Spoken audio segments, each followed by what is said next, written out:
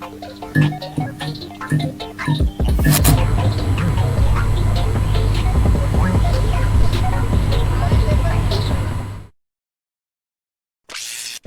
fully charged. Launch ready for WWE Aftershock in 3, 2, 1. World Wrestling Entertainment Discussion is live. Cue host Owen Finch. What's going on, everybody? Welcome to WWE Aftershock Week 40. I'm Owen the Birdman Finch, and I'm here with Chris. How's it feel? We made it to 40 weeks. Wild. I mean, you know. Usually when we do this type of stuff, it's 40 weeks is a big deal to us because usually when we do this stuff, it's not consistent. It was never. We do one episode, we do one Aftershock corner, we do one rundown, we do one Master Wrestling corner, and then it go away for 3, 4, 5 months, and then we come back and then do 2, and then we disappear for like a year. And then we come back again, and then we disappear again for forever.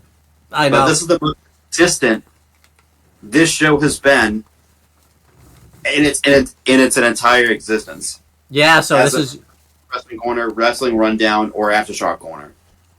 Yeah, so this is awesome. We made it to 40 weeks. This is the go-home week of Fastlane. So that would be interesting.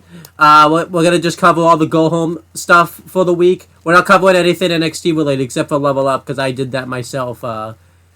It's probably up on the channel as we speak. So we're just gonna get started. I'm gonna do a quick rundowns of main event and Level Up. I'll do Level Up first since we're not really talking about anything anything else NXT related.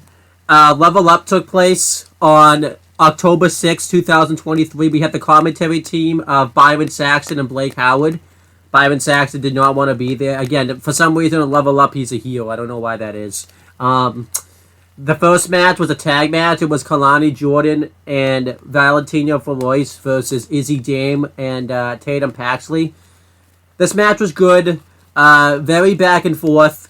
It was really weird because obviously this is taped the same day, so they just had Kalani Jordan and Izzy Dame wrestle twice in the same day, if you noticed. Yeah, they had Kalani Jordan take the heat. It's kind of a surprise, considering the fact that, you know, she was going to be wrestling later on in the night, but it's kind of not because, as you know, Valentina Feroz, she's not that great, so that's why I think they had Kalani Jordan take most of the match. Yeah, eventually Valentina Feroz got a hot tag. It wasn't the best hot tag. I've seen better. And then eventually, from out of nowhere, Tatum Paxley beat Valentina Feroz with a Psycho Driver, which is pretty much it's pretty much the page turner, except they call it a Psycho Driver now. So, yeah, that was a shock. I thought they would give the win to Kalani Jordan and Valentina Feroz because it seems like they're pushing Kalani Jordan right now, but that's not what happened. I mean, she didn't take the pin, so I guess that's okay. But it was kind of a shock. I guess they wanted to get some heat on Izzy Dame since she was going to be wrestling her later in the night, but she didn't even get the win though. It was Tatum Paxley that got the win, so it was just really weird. First win for Tatum Paxley, and I don't even know how long. She's been like on the losing end of things lately. So I feel like this is it. She's not going to get many more victories, but you know it is what it is. Then Dante Chen gets interviewed. He talks about how he's going to use Singapore style to try to defeat Drew Gulak, but he doesn't even know what that is, so he's going to go figure it out. So I'll just tell you now, he doesn't figure it out. So then we had Javier Bernal and Luca Crucifino versus Tyson DuPont, and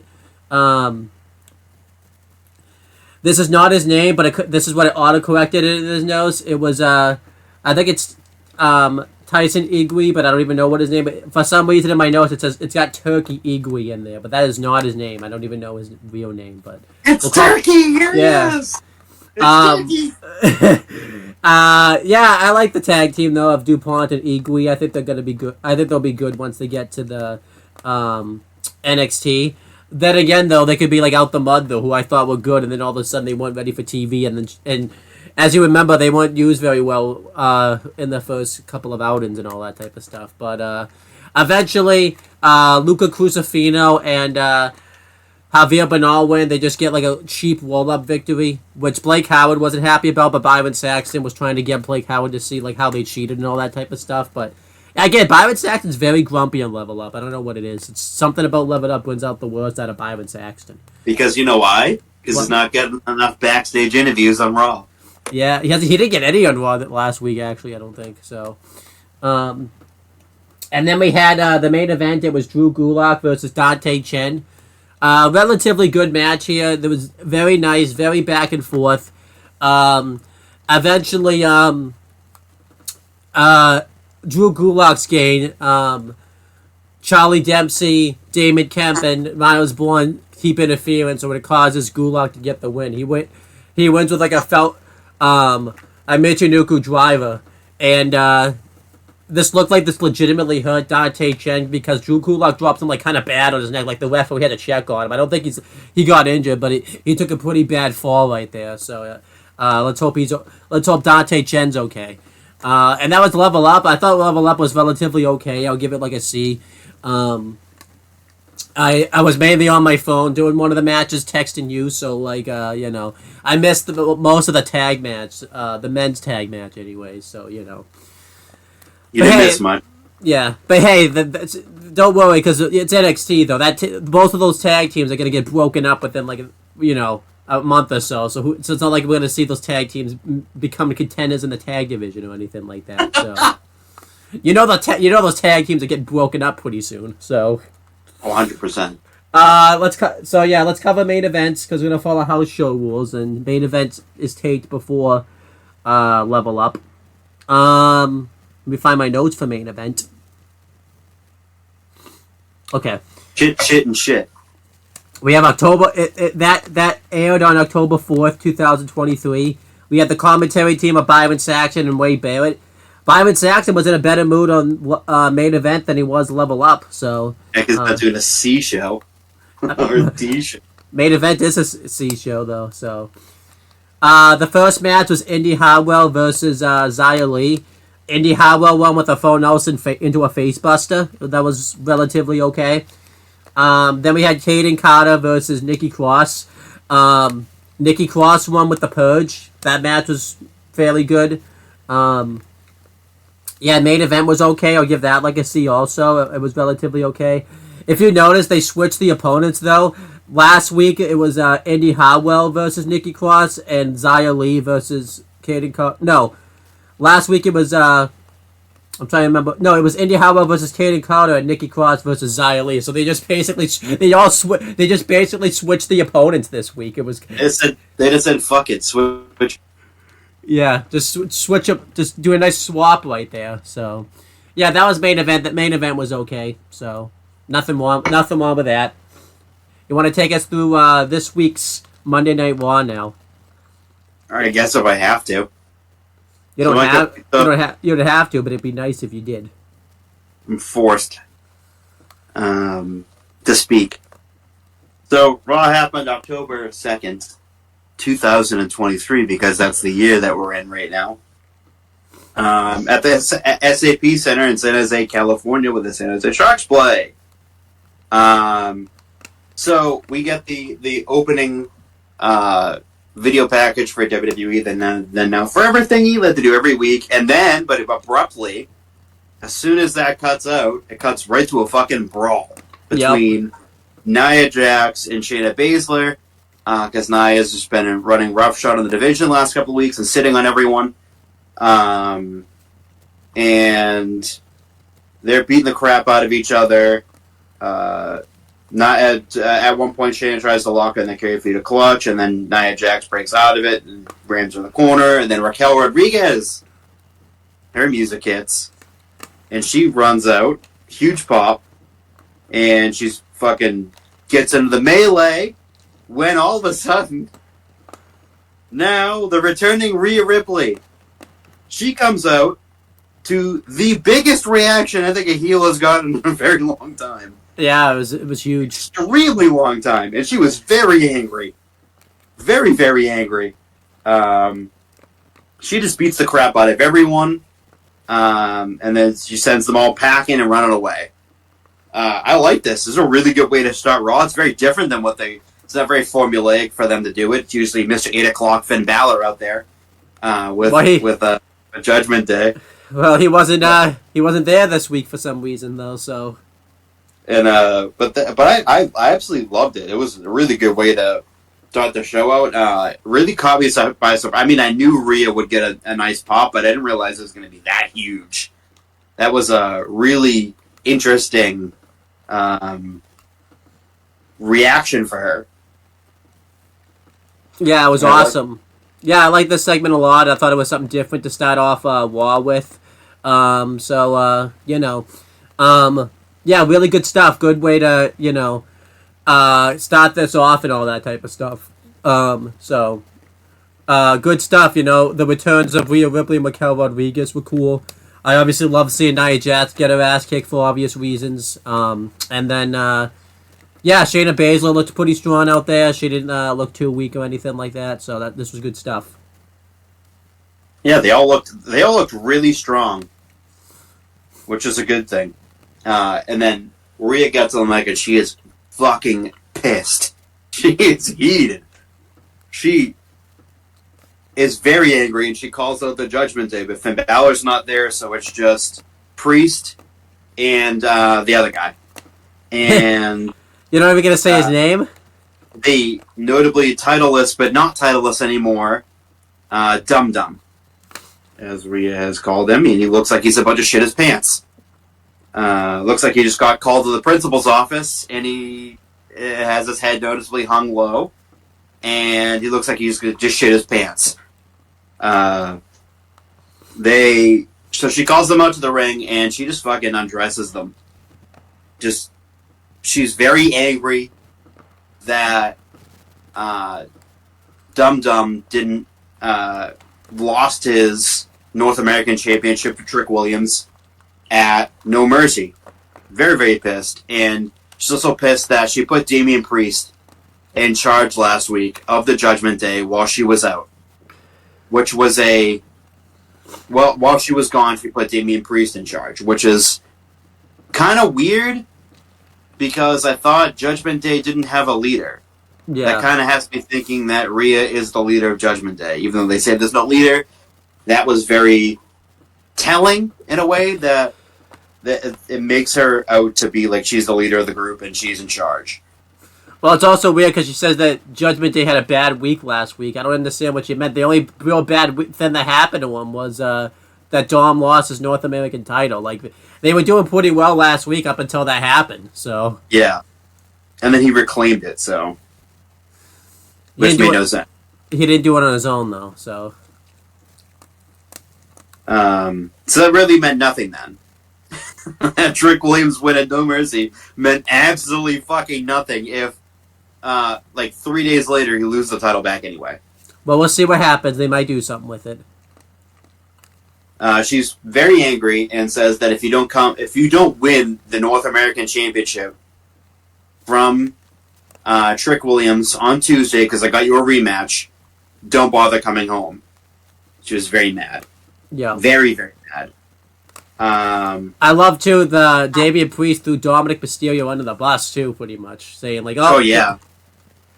She almost implied that it was Dum Dum's fault that they had a bad week.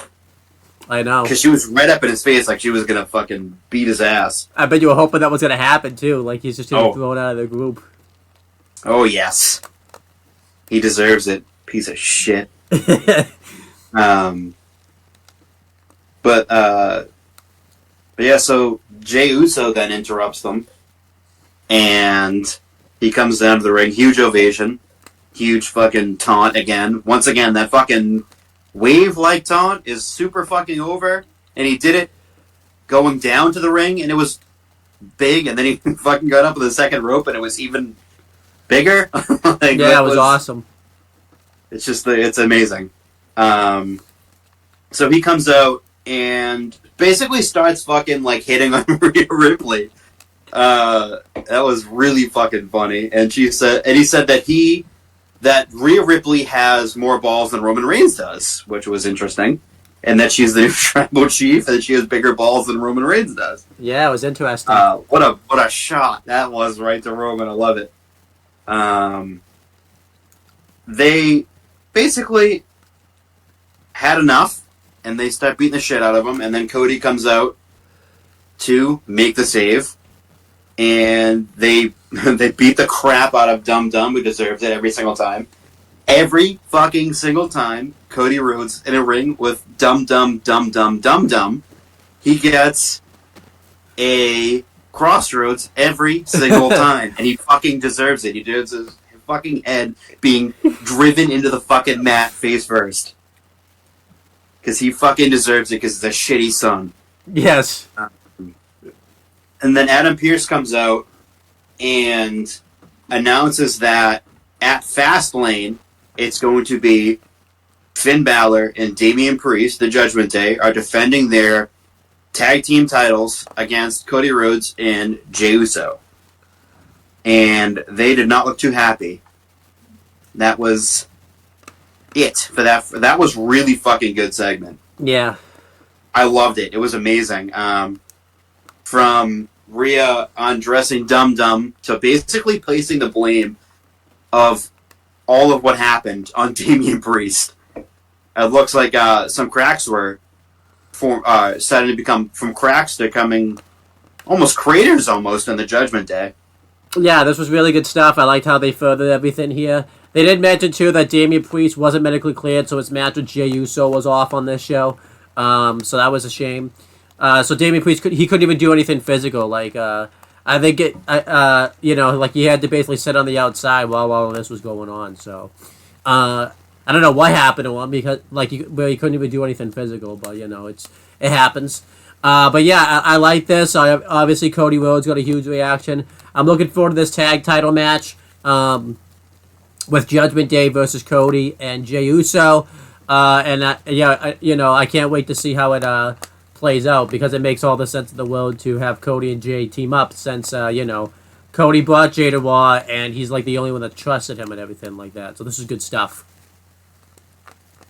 Yeah, I loved it. It was a really good opening segment. Really kind of drove home a lot of points. Kind of like showing that Cody and Jey are a very formidable tag team together. Yeah. Because Jay's the only one that trusts Cody, and Cody obviously brought him here and out of respect for Jey. So that's that tag team is I really love that tag team. Yeah, it's gonna be good stuff. So next they hype up the signing of Jade Cargill. Yeah, they did it again. They did it again. They played the same soundbite or the same video package they played for her on SmackDown. After the signing was made official, and it's basically the same thing that they played. It's exactly the same thing, actually. Basically, what's hyping her up is a humongous free agent in the world of sports entertainment and professional wrestling, and it's deserved. It's deserved because she's going to be a huge star in WWE. Definitely. So next, the Alpha Academy shows them making their way to the ring. They'll go to commercial break, and then now it's the tag team match. It's Alpha Academy versus Imperium. This is a really good match. These four have like some really great chemistry, and you put Gunther in there too, and it's just like everything just meshes so well between them. Just a really good match, but Imperium wins again. I feel this is like a very common theme recently is Imperium shows some cracks, they win a match, and then it goes away. Yeah. Imperium shows some cracks, they win a match, it goes away. But yeah, I prefer Imperium win, but I kind of would like to see Alpha Academy get a nice win against Imperium. Although I didn't mind it. I didn't mind this. I think this is the long game. I think they're trying to keep, they're trying to keep a nice story going on with Chad Gable and everything like that. I don't think the push is over. Plus, they needed Imperium to look strong with, especially with what happens later in the show. But yeah, this was just a really good match right here. It was the absolutely the right result. And yeah, I think we're just gonna see this a lot. There'll be cracks, and then they'll win, and then they'll look good. I think obviously I'd rather appear them stay together, but the final breakup will be once Walter loses his Intercontinental Championship. He'll blame Fabian Eichner for probably costing him, and he'll get kicked out of the group or whatever. So, but overall, I liked everything that they did, and I liked how they made Imperium look strong. Plus, Gable didn't eat the pin or anything like that, so he doesn't look weak out of it, coming out of it, or anything like that. No, that's a good thing though. At least that Gable didn't. They didn't have Gable get pinned. Yeah, and it's more recently being Otis who's getting pinned a lot more. Who's getting pinned a lot in this sort of, whether it's singles matches. If it's a singles match, it's Gable has been winning a lot of the singles matches. But when it's been coming to the tag matches, it's been Otis who's eating the pin a lot. Yeah, so that's good. But I mean, that tag. It was a really good tag match. There's nothing wrong with it there. It was really good. Next, they show the video package from the highlights on a Mercy between Becky Lynch and Tiffany Stratton. And then they go right into it. Michael Cole has a warning out that if you're squeamish or whatever, don't look at this. It shows Becky in her fucking nasty fucking gash that was on her arm. Yeah. That took 11 stitches to close, and therefore she was not medically cleared to compete on Raw that night. So that came out earlier in the day that Becky was not medically cleared to compete. Which kind of sucks, because I was looking forward to her and Tegan. The match was going to be awesome. But they did push it forward onto NXT following night. No, it's to be on Raw this week. Yeah, but they pushed it, like they had them together on NXT the next night. Yeah, that's good. And then it goes to Adam Pearce, and he's backstage with Tegan. Tegan's disappointed, as she rightfully should be, that Becky couldn't defend her title. And then Chelsea Green walks in, and then just immediate, like, fucking face of disgust from Adam Pearce, because he's sick and tired of Chelsea Green. She starts talking fucking mad shit about Tegan Knox, and then Tegan basically wants to challenge her to match, and Adam Pearce agrees that he makes it official. Chelsea's not too happy. I don't think she's ever happy to wrestle, to be honest with you. Which is weird, because why you have a job then if you don't want to wrestle? Like, she'd always look so fucking mad every single time, like she has to wrestle. But and again, this is really another thing too. I've noticed this. No Piper either. No. Piper's been notably absent for the last 2 weeks now. I thought she was on last night though, or not last night, but last week. Because wasn't she ringside with? Yes, she was. I don't know. She's there, and then she's not there. Then she's there. It's tough to tell when she's there because she wasn't there. I don't think was she there last night or on Raw. I don't think she was. Yeah, I'm not even sure. No, because they did the Natty thing, so I think she was there. So. But yeah, that's she might have been there. Yeah, we'll see. I don't know. I forget. But overall, yeah, I like this segment. I liked how it made Tegan Knox, look like a strong contender, and I liked, yeah, I just like the dynamic between Adam Pearce and Chelsea Green. I think it's really good. I think it's only gonna get better. She just comes in and starts demanding shit, and then Pearce just looks so fucking disgusted every single time. It's awesome. So next we have Cedric Alexander versus Bronson Reed. I can only guess who won this match, because it's not Cedric Alexander, it's Bronson Reed. No, yeah. Thanks for showing up, Cedric. I mean, the guy who hired you is now running the show, but he can't even fit you on the fucking television properly. Yeah. It's just, I don't know, it gets Bronson the win. I'd rather do this than do fucking enhancement talent, like a fucking local jobber. Because I fucking hate those. But at the same time, it gets Cedric on TV. But, I don't know. Didn't really care for it. Yeah, this was this was good for Bronson, I guess, and stuff. And Cedric does get some offense, but yeah, this was essentially still a squash. I think Cedric got his hold spots in, and then that was pretty much it for him. He got more offense in than I thought, but you knew where this was going to go, especially because Cedric gets the jobber entrance too, where he's already in the ring and everything like that. So it's like, yeah, it sucks. I think this is going to be Cedric's role now, unless he goes to NXT or something. Because I think they don't want to fire him because, there's been bridges burned with AEW and his wife on both parts and all that type of stuff. So, he wouldn't really be... I think that's why they've been keeping him around, because he can't really go make big money outside of WWE right now, so... You could go to Impact. Yeah, I like that very much. Japan too. I think New Japan would be... Yeah. Him and Osprey. Yeah. He'd be great in the... Not the G1, but the Super Juniors. He'd be great in that, so... So then they show the replay of Ivar attacking Xavier Woods, and then Drew McIntyre used the distraction of Woods getting his ass beat to pin Kofi. And then he walked off, and then Ivar just beat the crap out of both of them. This is the beginning of his push, by the way, because Eric is out with an injury, and he's going to be out a long time. So now they're pushing Ivar as a singles guy, instead of just keeping him off TV for 6 to 8 months, I think, is how long he's going to be out for, Eric. So, like they did the last time when Ivar hurt his neck, they just kept Eric off TV for however many months it was. Yeah, so I'm happy.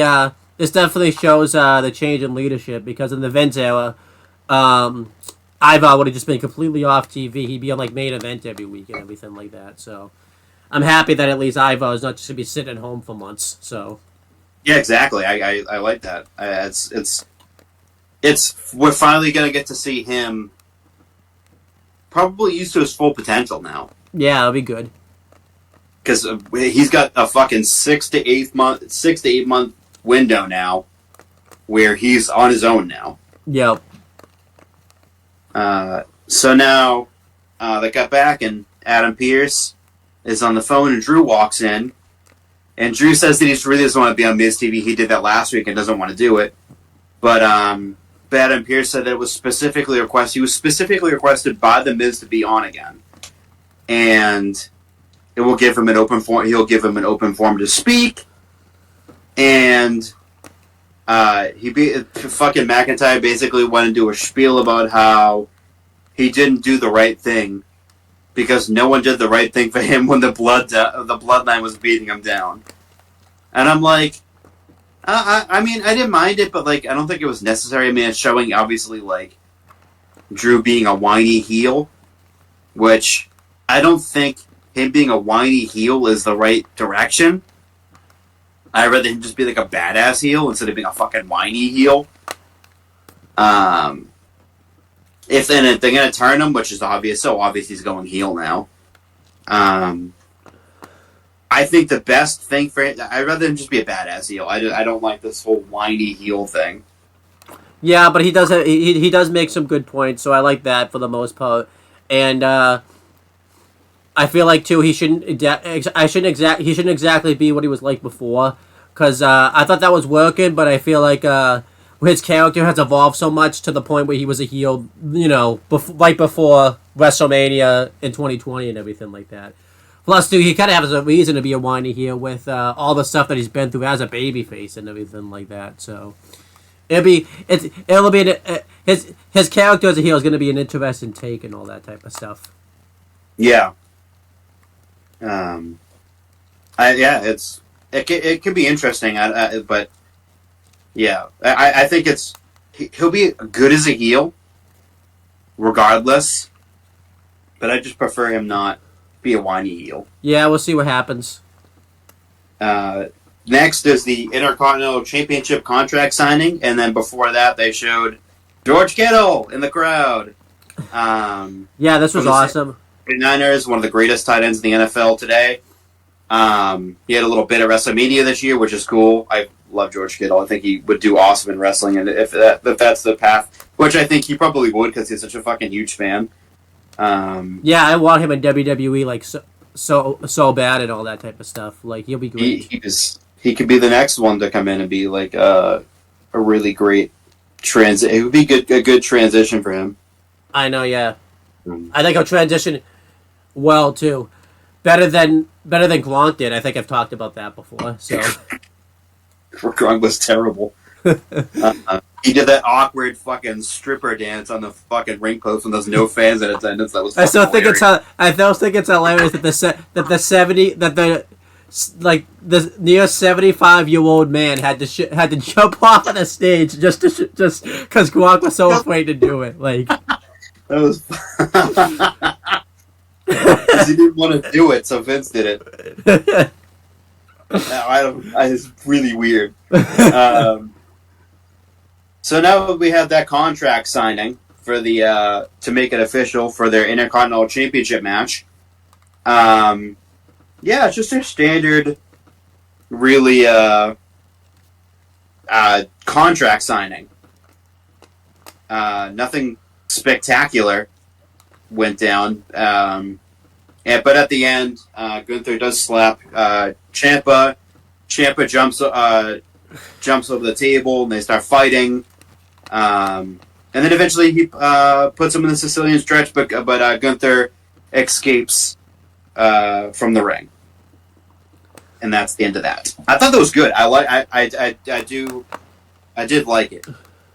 Yeah, this was good stuff. I thought it was very back and forth. I liked both ends. The biggest thing that you missed talking about was Ciampa mentioned, because they kept mentioning the match was supposed to be on Raw this upcoming week, but instead the match got changed to later on in the night in the main event. I assume they had to change it because obviously they didn't have a main event because Damian Priest wasn't cleared to wrestle, so they changed it to Walter versus Ciampa in the main event. But I was all for that. And I like how they go about this. I like Walter as a heel. Like, he's like that heel, but where he's getting into that mode now, like almost Tribal Chief mode, where he thinks he's untouchable now and all that type of stuff.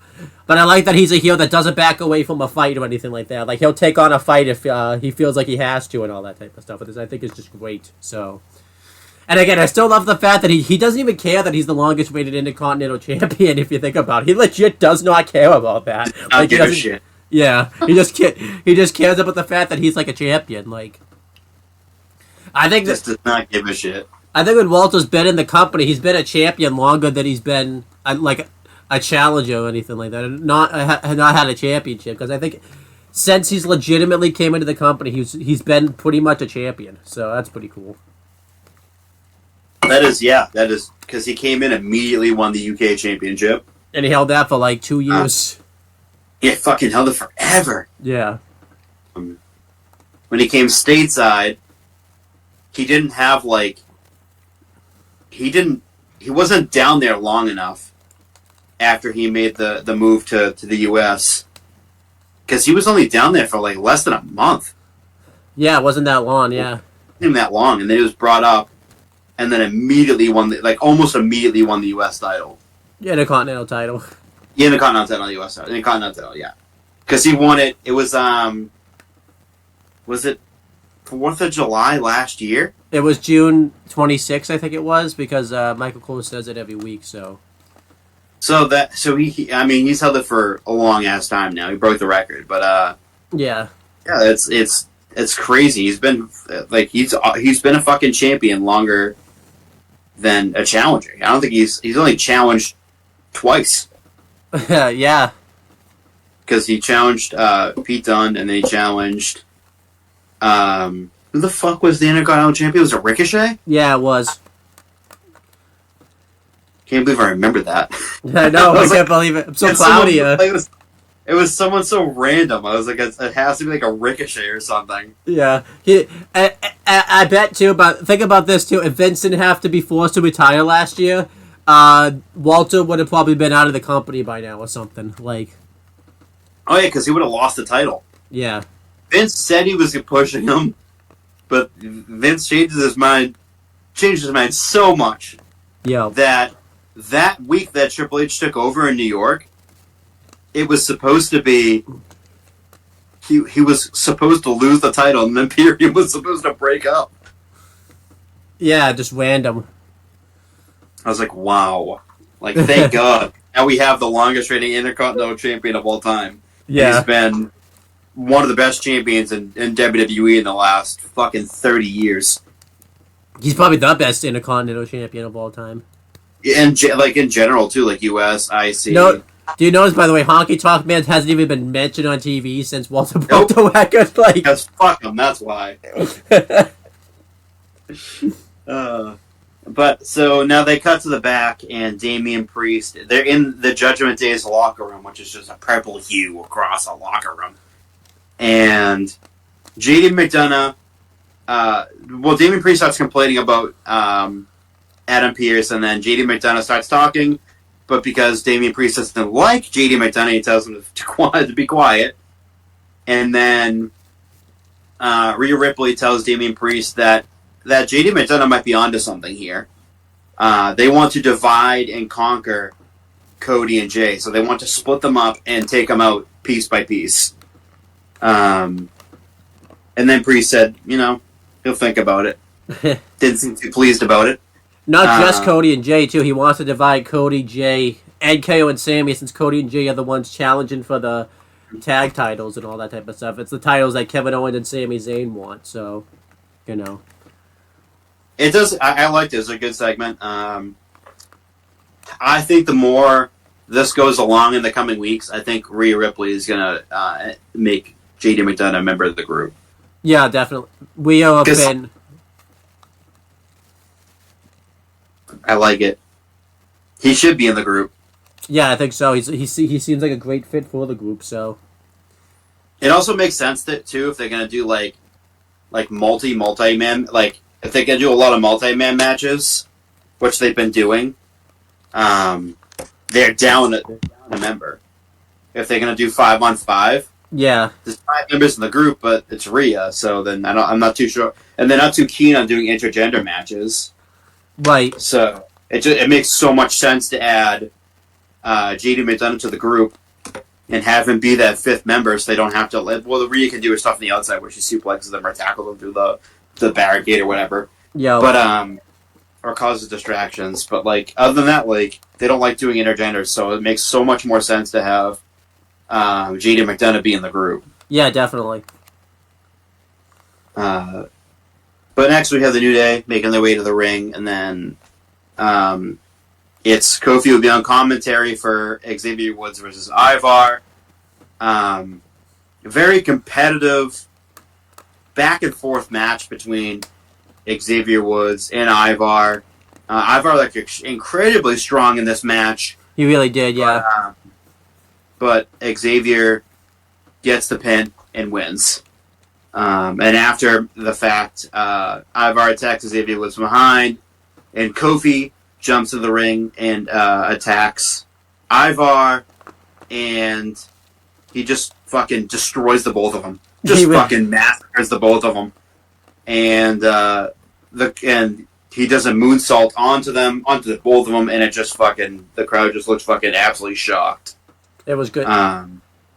The match was really good. And it just goes to show you that, like I said before, this is the huge push for Ivar, and he looks really fucking strong so far. Yeah, he's looked really good these past few weeks. So. And this is definitely a fucking Triple H specialty. Yeah. Take a tag team partner out. They're going to be out for a while. Have the guy go on a singles run, and it looks fucking so good so far. Now, you know what happens if Shawn Michaels takes over the book. When Eric comes back, that tag team's getting broken up, by the way. The second Shawn Michaels takes over that book.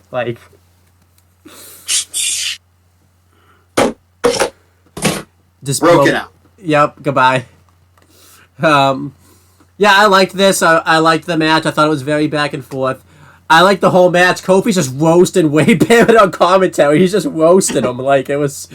Kofi and Michael Cole were both roasting Wade Barrett on commentary. Kofi mentioned all the times he beat him for the Intercontinental Championship. All that type of stuff. It was hilarious. Huh? Just pissing him off. Yeah. And Wade Barrett was trying to get Kofi Kingston to be serious. Find the Kofi Kingston that did beat him for the Intercontinental title. And Kofi doesn't want to be that way. So it was really funny. Really good stuff. Let's have fun. What's wrong with having fun? Wade Barrett never had any fun, and he won many championships in WWE. So maybe that's his perspective. Yeah. He could be. He could just be no fun. So then they go to commercial break. When they come back from commercial break, it's the preview for the Seth Rollins versus Nakamura last man standing match at Fastlane for the World Heavyweight Championship. And Seth comes out for a in-ring segment with Michael Cole.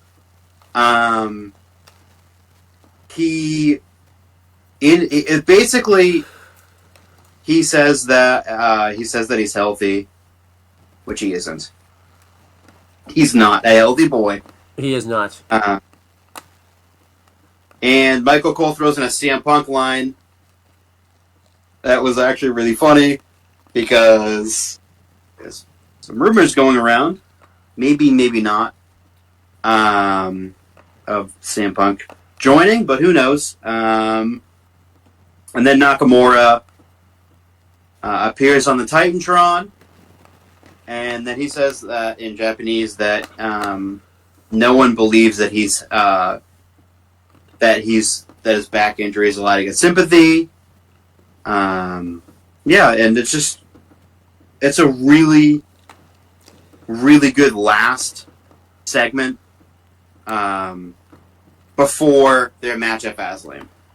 It's really good. Yeah. I liked it. At the end, Nakamura completely lays him out and everything like that too, and is able to keep Seth Rollins down for a 10 count. I loved it too because he kept playing the Titantron for them to do the count, but Seth kept getting back up, so eventually he just counted himself. So I thought that was funny. No 1, 2, 10 this time, by the way. I was hoping, remember, I was hoping that would happen. I was hoping there was going to be a 1, 2, 10. No 1, 2, 10 this time. So no 1, 2, 10. No 1, 2, 10 this time. Yeah. They decided that 1, 2, 10 wasn't necessary. Yeah, I thought this was really good stuff though. Really good last hype for Fastlane and everything like that. I noticed, by the way, Seth Rollins has been Mr. 9 o'clock, Mr. 9:30 recently. He comes out every. He really has been. What the hell? He comes out every weekend, 9 o'clock, 9:30 every week. I don't know what's going on. Like, yeah, that's weird. Like yeah. as Finn Balor is Mr. 8 o'clock. Seth Rollins is Mr. 9 o'clock. What happens if Seth and Finn have a match again, though? What time would that take place at? Would that take place at 8 o'clock or 9 o'clock? I don't even know. Like, yeah. But legit, Seth has been Mr. 9 o'clock. I think so. He has been. Yeah. So they. And then the CM Punk that I'll get to. Yeah, we were gonna save it to the end. We just talked about it now. Yeah, I'm hoping that he does come back. It does seem like they're teasing it a lot. There was reports that they're in talks. Pretty much the ball's in WWE's court. You know, whether or not they bring him back or not. And I've heard multiple things. I heard they're in talks. I heard it was a sure bet, and then I heard other sources say that it was Punk's camp that was putting that out and not WWE. I don't know what to fucking believe. We'll fucking find out at Survivor Series, War Games, or we'll find out at the Rumble. Yeah. Anyway. I feel like at this point, if he's not, I think we said this before, if he's not at the Rumble or Survivor Series, War Games, I think you can pretty much rule out a CM Punk return. Yeah, it's pretty. Yeah, it's you can rule it out entirely. Yeah. But yeah, so Tegan Nox is warming up, and Becky Lynch comes in with her arm in a sling and says that when she's ready to fight, they're going to, when Becky's cleared and ready to fight, that she'll put her title on the line against her. And then Natalya comes up and says that they got off on the wrong foot. Her and Tegan Nox got off on the wrong foot, and that she's proud of Tegan Nox, and then she'll knock it out of the park if she gets another title.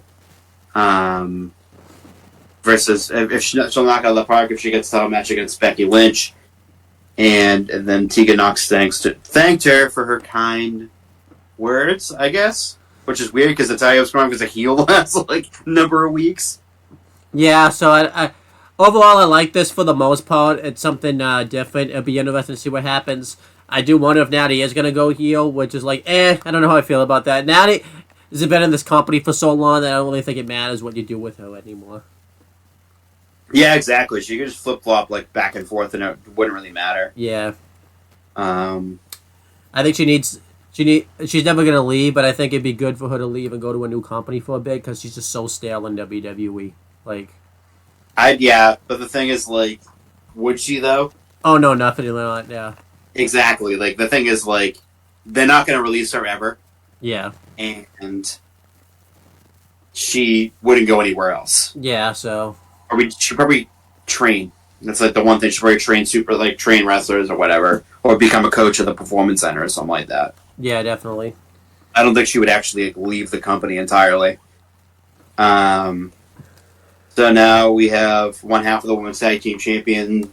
That we have that match now. It's one half of the women's tag team champions. Chelsea Green, Piper Niven was there versus Tegan Nox. It's pretty one-sided, I guess, and then Piper Niven tries to get involved, and then Natalya comes out, and she basically backs up Tegan Nox, and then Tegan Nox wins with the shiniest wizard, and then after the match they hug, and she raises her arm in the air. It's really a nothing match. Honestly, Yeah. It was just to put Tegan on the show, not to bump her off the show, and then just to give her an easy win. Yeah, it was kind of whatever. Crowd really didn't care about this match. They weren't into it at all. So it was kind of just a filler match, just to kind of give Tegan something to do, which is whatever. So, but yeah, interesting to see what happens. We are gonna get that match next week. So I'm pretty excited about it. Because I think Tegan feels lucky because that she wasn't on the chopping block when it came to those releases a few weeks ago, because there was a very good chance that she probably could have been, but I'm happy they kept Tegan around and maybe Tegan around and all that type of stuff. So yeah, it's gonna be interesting to see when because on NXT I forget who won. Was it it was Lyra. It was Lyra. So they're gonna have a match, and then the winner of those two will face Tegan Nox. No, it's the opposite. It's Becky and Tegan are gonna have a match, and the winner of that will face Lyra. That's what it was. I got because I know that Lyra won. I forgot which way it was. Yeah. So basically, whoever wins the title match next week will face Lyra will defend the belt against Lyra at Halloween Havoc, unless Becky defends the belt again before, or whoever wins the match defends the belt again before Halloween Havoc. Yeah. Imagine like they hype this show up really big, like, oh, it's gonna be this person versus Lyra, and whoever wins, it's like they put the belt in freaking Xia Li like 2 days before, like the day before Halloween, like the day before Halloween Havoc, they put the belt on Xia Li.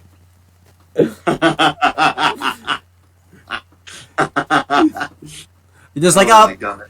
Yeah, it's Xia Li's the champ now. She's gonna defend the belt against Lyra Valkyria now. Just that's it. That's a title match now. Yep, that's it. That's it. That's what it is.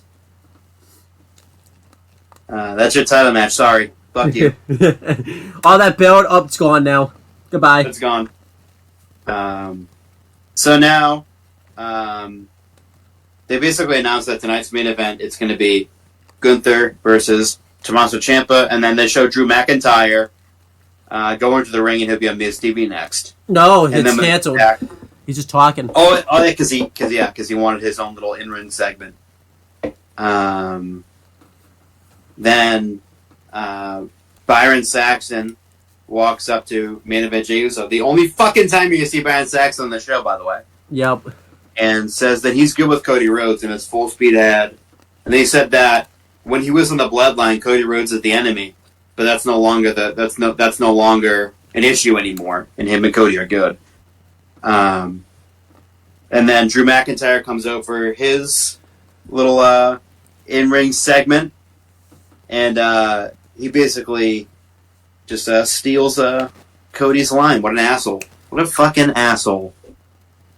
And he says he's been through so many ups and downs in his career. But they've been through it. He was 22 years old when he was on the main roster. He was really fucking young. And he says, he basically goes on a fucking rant calling people hypocrites, and except Cody. And then he's cleaning up a bunch of messes. And then The Miz comes out. Because it was supposed to be Miz TV, but it wasn't Miz TV. And Drew's really fucking angry because The Miz interrupted him. And then he basically just keeps telling The Miz to shut up. Because The Miz won't shut up. Yep.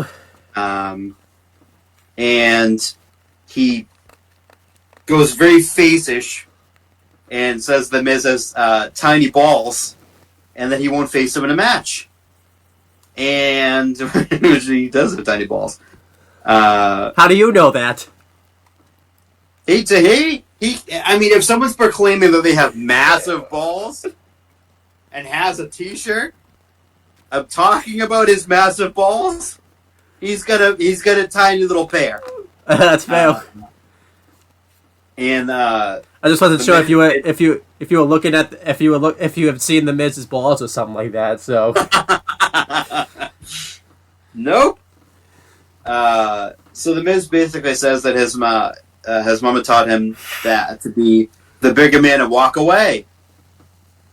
And Miz walks away, and then he runs into the ring and hits Drew. Mistake.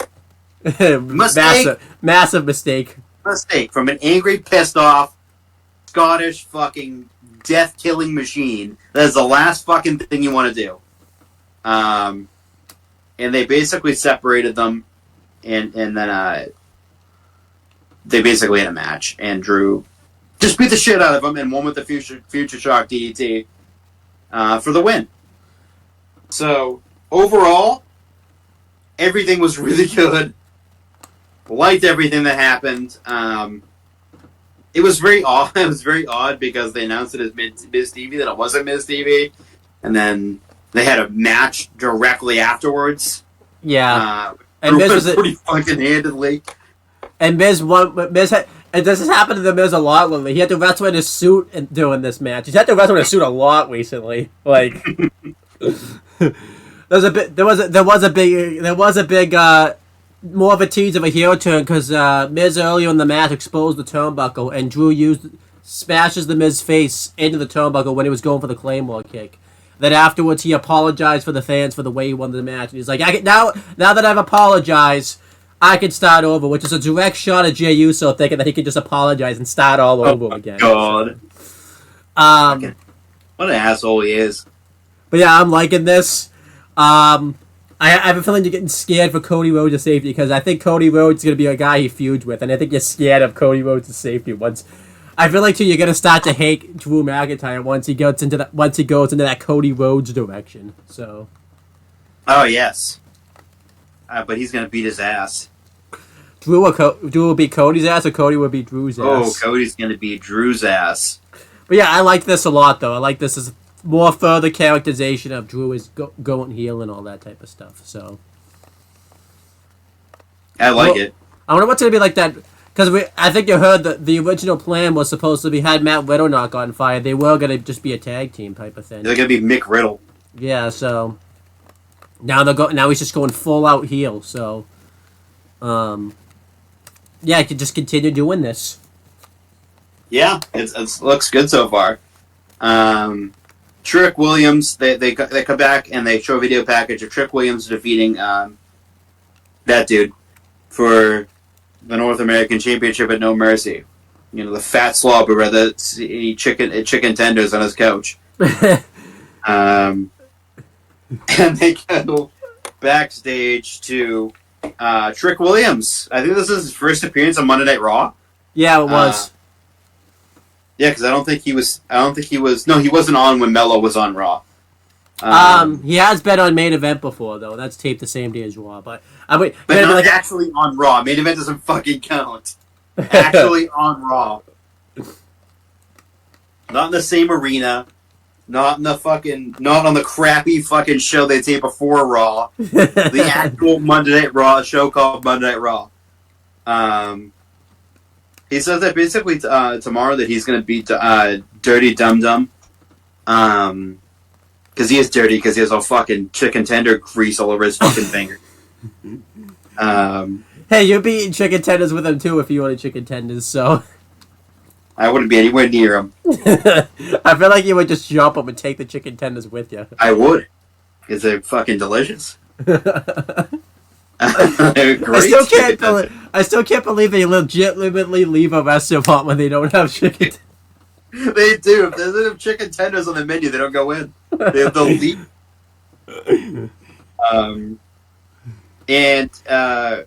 He goes. He sees Rhea Ripley. Goes up to Rhea Ripley, and Rhea basically says that they're not going to be that. Fucking cock won't be alone. Yep. So that basically a North American title match for the next night on NXT. Yeah, I've already talked about that. So, yeah, just a good segment right here. I thought Trick was over huge. I think I've told you to this guy, and she's not just over in the NXT like PC. Like people at Impact shows are even chanting "whoop that Trick" and all that type of stuff. Like it's over. People on Dynamite are chanting "whoop that Trick." Like it's over as hell. Like it's just insane. And again, you know, I guess good for the Judgment Day for looking out for Dominic Mysterio, making sure that he gets what he wants. So, I guess good for Dominic Mysterio. You know, he's found a group of friends that seem to care about him and all that type of stuff. No, they don't. I still can't believe they legitimately leave a restaurant. Like I can just picture they sit down, they get the bread and everything like that, they get the drinks, and then Dom sees, oh, there's no chicken tenders, we gotta leave, guys. They just get up and They just get up and leave. It's so fucking funny, but that does happen. I can't believe he's that picky to the point where it's like, if there's no chicken tenders on the menu, you can't have anything else. It'd be funny if the waitress just comes back and they're just not there anymore. Like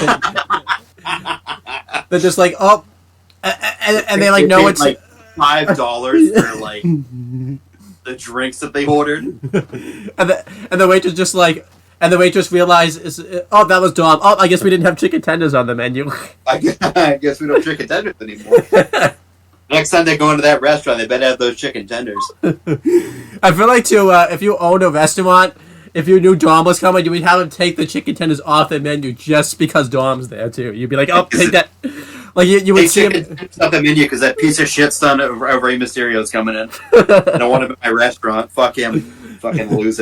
I still love it when on Valentine's Day he tried to crash. He tried to crash Ray and his wife's date and everything like that, and then he tried to pay with like the family bill and. Ray turned off the family bill so Dom couldn't pay for it or something like that. Like, and we found out Dom's car was declined. Like, good, fucking bitch. I still love that. Like Ray was, I could just picture Ray going to like the counter or whatever and says, "Yeah, just take him off the family bill and take him off the family account and all that type of stuff." Like he took his son off of the family account, like so he couldn't pay the bill. They could not. He could not pay it. So then they have Tommaso Ciampa. It shows him warming up backstage as they go to commercial break and saying that his match with Gunther for the Intercontinental Championship will be later tonight, which is a lie because it happened like minutes later.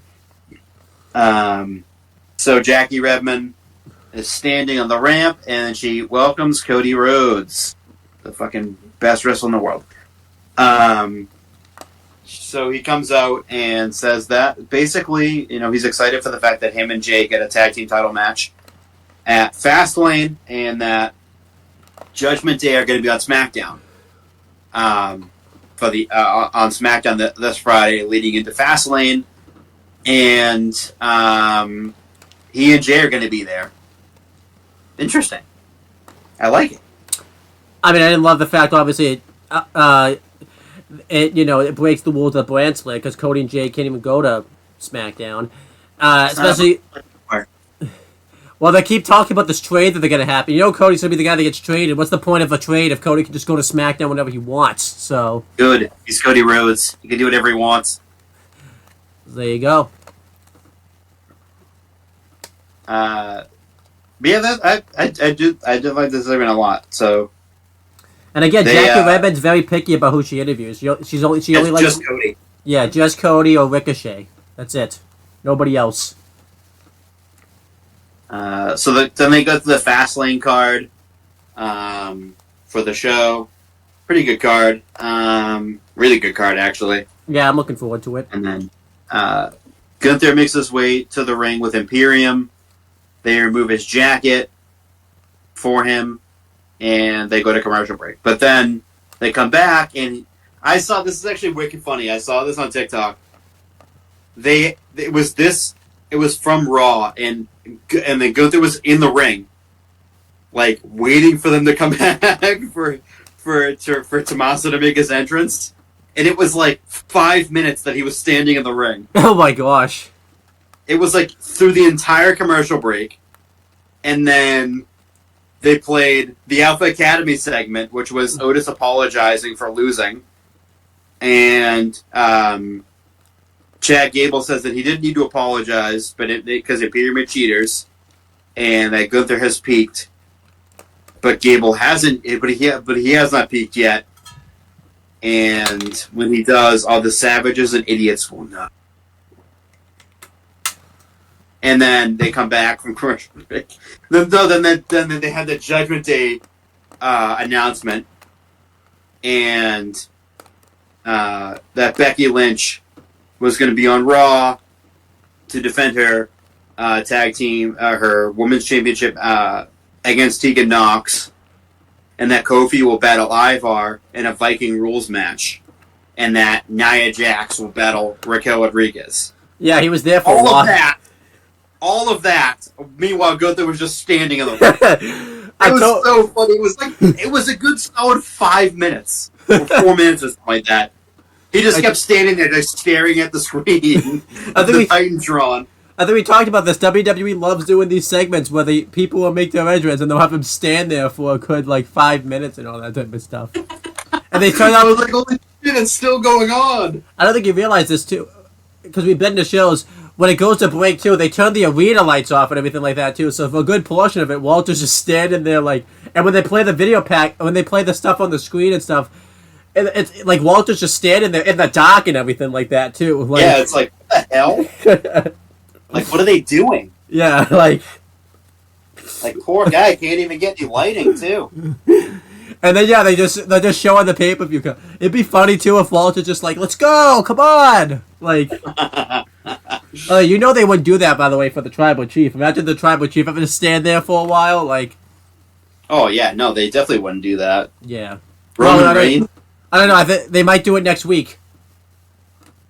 It's Roman Reigns. What do you think they're gonna do? But yeah, so it was really. But yeah, that's hilarious that happened. Walter, they just standing there for 5 minutes. Longest reigning Intercontinental Champion. But it's so funny. The Alpha Academy segment was good, though. That gets me excited to see what they're gonna do. Yeah. I noticed Maxine Dupree hasn't said a lot lately. She's kind of been out of she's been out of the limelight recently. She'll live though. Yeah, it's about Chad Gable right now. So it's about Chatty G, Shorty G, Coach Gable. Shorty G. No, don't remind me of that. About the short man, Shorty G. I still remember. Do you remember some of the people that make fun of his height were not even that much taller than him, or about the same size as him? It was so weird. He is so small that he was named Shorty G. And he embraced it too. Because he was a Shorty G. He was. So now we have that match, and it's Intercontinental Champion Gunther versus #1 contender challenger Tommaso Ciampa, who's in the midst of a huge push right now. And I'm just not going to say anything besides go out and watch this fucking match. Go out of your way, again. It's not worth breaking down because I can't do it justice. This match was fucking awesome. I will say, though, spoiler alert, probably kind of obvious, Gunther wins, but by a technical knockout. Because he fucking choked the shit out of Tommaso when he passed out. This match was incredible. Again, just two fucking bruisers beating the shit out of each other in the main event of Raw. Fantastic. And then after the match, Gunther just basically just walks away. And Kaiser and Vinci come out, and they run down and they beat the crap out of Tommaso Ciampa. And all of a sudden, he's been looking for him for fucking months. And who is he who comes out to make the save? None other than Johnny Gargano. He comes in, hits him with the slingshots, hits Kaiser with the slingshot spear. He gets super kicks on both of them. And I forget who was in the middle. It was I think it was Fabian. I think it was Fabian. Yeah. He was in the middle, and as soon as fucking Gargano as soon as somebody hit the move, meeting in the middle, they cut to the feed to black. But what they showed later on, because they fucked up, because they didn't ask for overrun, is they did the meeting in the middle. And then they hugged, and it's basically DIY is back. Just overall, fucking awesome. I'm so happy DIY is back. And that era of NXT from, I think it was 2015, no, 2017, 16, well, in that range when they went to NXT. Don't forget 2016 too. Yeah. I looked up the other day. They were only a tag team for on a full-time contract for a year and a half. Yeah, it's insane. To think that they did so much in a year and a half as a tag team because they were under part-time contracts originally, where they signed. They were allowed to do their indie dates. They were allowed to take independent bookings because they weren't under a full-time contract. Yeah. Which they put the kibosh on that right after they signed those deals, where you couldn't do that anymore. It was insane. It's insane too because if you remember, because they were under those part-time contracts, sometimes they didn't even team up. Some weeks it would just be Gargano would have a match or Ciampa would have a match. Yeah. I think for the most part, it wouldn't be a complete squash, but it would basically it'd be kind of like what Cedric Alexander did to Bronson Reed. It'd be you knew he was a winner, but they get a lot of offense in and all that type of stuff. So yeah, exactly, yeah. But around that time period, it was when they broke up. I was very angry because that was my favorite NXT tag team. I loved the DIY. I was fully invested in that group, and I thought it was absolutely stupid to break them up. And boy, was I wrong. Yeah, because it was absolutely right to break them up. Even though Tommaso tore his ACL in that match, and he was out for a long period of time. That feud that they had, the original feud, not the fucking second one that they had after TakeOver Portland. Yeah, the shit one. Yeah, the shit one which was weird. It was just bizarre. It showcased that Johnny Gargano could not be a heel, even though he was a funny heel. He could not be a heel. But that original feud. The original blood feud that they had was amazing. Yeah. And then they reunited DIY a couple of times after that. They feuded a couple of times after that. But yeah, by the looks of it, DIY's back permanently. I don't know what theme song they can use. I don't think they can use Chrome Hearts anymore because that was CFO.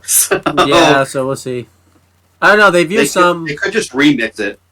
They've used some CFOs though because Sami Zayn doesn't. He has the CFOs one back. Oh yeah, he does have his Worlds Apart theme. That's right. That was CFO. Yeah. So Kevin Owens is the same thing. So they might let him use Chrome Hearts. I would prefer that because that's one of my favorite NXT themes. I love that theme. But amazing. I thought Raw overall entirely was a really good show from top to bottom. But yeah, I liked the main event here. Really great match for the Intercontinental title. What I love about Walter as a heel is he backs it up. Like, I think it's very rare that he wins a match via outside interference. I can only name like a couple of that he's won via. I don't know, well, outside interference. Which I think really establishes him as a great heel for the Intercontinental Championship. Yeah, because if you think of it, he doesn't need help. Yeah. Just look at him. He doesn't need fucking help. Like, He's a fucking beast. I wish they do that with Roman Reigns a little more, where he just won a match clean every now and then. Like, Walter's in this title reign. Like all the time. Yeah, and it really puts him over and all that type of stuff. And then yeah, I loved obviously the DIY reunion. I was thinking, is it gonna happen because they were doing the beatdown and everything like that. The crowd didn't get into it as much as I would have liked them to, just because I don't think it would have been nicer if they did it obviously in like a Chicago type place, or a hardcore type of crowd, just because I think they would have. I think the roof would have really come unglued type of thing. Oh yeah. But I think that the Gargano saving part, that was the biggest reaction he had gotten on the main roster. Yeah, so that was good. Finally happy he's back. I'm glad that Ciampa didn't even find him. Gargano found him. So Gargano did find him. Gargano 100% found him. Yeah, and I'm happy they're back together. I'm so disappointed that they didn't catch an overtime. I was like, right when the Chucky eye came off, I was just like, Chucky, go away! I wanted to see the BB in the middle. Go away, Chucky. That was so bizarre. Yeah, I was like, get out of here, type of thing. How could you not ask for like at least a 5-minute overrun? Yeah, but yeah, I'm so happy to see DIY back. This has been reported for a while, and it just never happened. Since type of thing. Early summer too. I think they're going to be a really good tag team. I think they're going to be the team that beats Judgment Day for the NXT, not the NXT tag titles, the WWE. Oh, that'd be interesting. They randomly just have the NXT tag titles now. Yeah, but hey, they could, but. Yeah, the undisputed WWE Tag Team Championships. I'm looking forward to seeing. I would like to see them do that, and there's so many things that that DIY can do together again as a tag team. Yeah, I hope it's not just a random thrown together tag team. This was a well-established tag team. Yeah, so this is awesome. And it'd be interesting to see obviously what they do as if they do the feud, because I would like them to do a feud again, just because they've never had like a good culmination to their feud really, just because Ciampa's been hurt, and then the pandemic happened, which kind of ruined the big blow-off match they were supposed to have because the pandemic hit. So, yeah, they had the one final match in NXT, yeah, which was good. Debatable, but it was it could. I wouldn't like rush it either. Yeah, I would wait. I want them to team up for like a few, like at least over a year. Yeah. Because if they're gonna win the tag belts, yeah, I would like them to team up. Be together for quite a while. Yeah, I like them to team for like a good 2 years or something like that. So, but yeah, but if Shawn Michaels takes over the book, they'll break it. They're gonna probably break if Shawn Michaels takes over the book by next week. The first week. Next week. The first. Again, remember that Bloodline storyline that's been awesome? Shawn Michaels, we said, would have went through that in what? If you said a month, Not even 3 weeks. Roman wins the belt, he loses the belt, and then the Usos turn on him. Done. But yeah, that's what happened with Tatum Paxton and Ivy Nile. They broke. There was one tease of a breakup, and then they just full on broke up. Barely even like that is true. It was barely even like a tease. It wasn't even much of a tease. It was just like a little thin that you wouldn't have even noticed, and then all of a sudden, I think Shawn took that and was just like, "Oh, wait, that's the tease right there. That's the final straw right there." It was barely even like a tease. It was I don't even know. Oh, done. See ya. Done. Bye. Bye. I bet too, Roman would have just looked at Sammy the one way, and he'd just be out of the group all of a sudden. Yeah. Goodbye. Goodbye. No, he pulled what AEW did with the Outcast. Remember, Tony Storm was just out of the group one day, just backstage. Just randomly. What the fuck? And then she was going through like a character change, and then all of a sudden she had a title match in between, and they tried to make it seem like she didn't have the title match in between. It was so weird. But anyhow, yeah. But yeah, this Raw was great. I'm gonna give it like a B plus. It's a great show all around. Great storyline development and just great matches on this show. So, what'd you give Raw? It was like a letter grade. I give it an A minus. There you go. I loved it. Now we're gonna cover The Bump. That aired on October 4th, 2023. We had the hosts Megan Morant, Matt Camp, and Ryan Popola. We had the intro. They kind of broke down what's been going on in WWE recently. They just really couldn't believe that any of this stuff happened. Like, they were so surprised that Dominic Mysterio won the North American Championship back after 3 days and all that type of stuff. They just could not believe that happened. And then John Cena got interviewed. He was backstage on SmackDown. He did an interview with Kayla Braxton. He talked about being a part of WWE and looking forward to kind of wrapping up. Like, he doesn't full on say this is his last one, but let's be aware, this is probably going to be like the last full time one of John Cena right here. But so he's kind of talked about that. He talked about patching things up with The Rock, because they mentioned that him and The Rock had a moment when The Rock came back a few weeks ago now at this point. And he talked about like the talent that he's looking forward to and all that type of stuff. And then he kind of played like a game about like his favorite moments in WWE and everything like that. Didn't mention anything about a certain rated superstar. I can't mention him anymore. So Can't. Yeah, just can't happen. So you have to be careful, like and not mention it. So yeah, overall, relatively good interview there from John Cena. So and then Raquel Rodriguez got interviewed. She talked about how how she was looking forward to winning the women's world title. How she's looking forward to taking out Nia Jax. She actually gave her thoughts about Jade Cargill signing with WWE, which was pretty cool. And then she kind of stuck around for a little bit. And then Tyler Breeze got interviewed. He talked about how WWE has a new partnership now with this app called Fanatics Live, where they pretty much are just going to be... it's pretty much like an eBay type of thing, where they're going to do like an unboxing type of thing and give away stuff and all that type of stuff. They're going live today, actually, at 2 o'clock. He's going to be with Bailey. They're going to do an unboxing of the mystery boxes just to kind of show what's inside them, and you can like bid on them and all that type of stuff. Who knows how long this partnership will last? That's kind of all Tyler Breeze really talked about. It was kind of weird. But it's a long time. Yeah. But yeah, we'll see what happens. Are you going to buy any of that merchandise on Fanatics Live and just go watch any of these live streams? I bet you're not doing that, so. We'll see. We'll see. I might. I actually might. But yeah, it was relatively good stuff. Maybe I'll watch the live stream today, maybe not. I got a lot of things to do today, so we'll see. But overall, relatively good episode of The Bump. I would definitely recommend it just for the John Cena interview, because it was pretty cool that he was there. Matt Camp was even just like, yeah, that was awesome. We got to get him in studio someday. It's just like, yeah, John Cena's not going to come in studio. Come on. No, like, that's not happening. Fucking think he's showing up to The Bump? Come on. The only reason he was even on it because Kayla was backstage on SmackDown, so it was like, you know. Yeah. I still love the fact they did this big write-off of Kayla Braxton. She's been on like every episode. She hasn't been in studio, but she's been on every episode, like doing an interview somehow since then. It's like, yeah, what a great write-off that was. Like, fantastic. But yeah, fantastic. Overall, really good episode of the Bump. I would give it. I almost call it the Gump. I don't know what that is. So Gump. It's the fucking Gump. Let's go. Let's go to the Gump.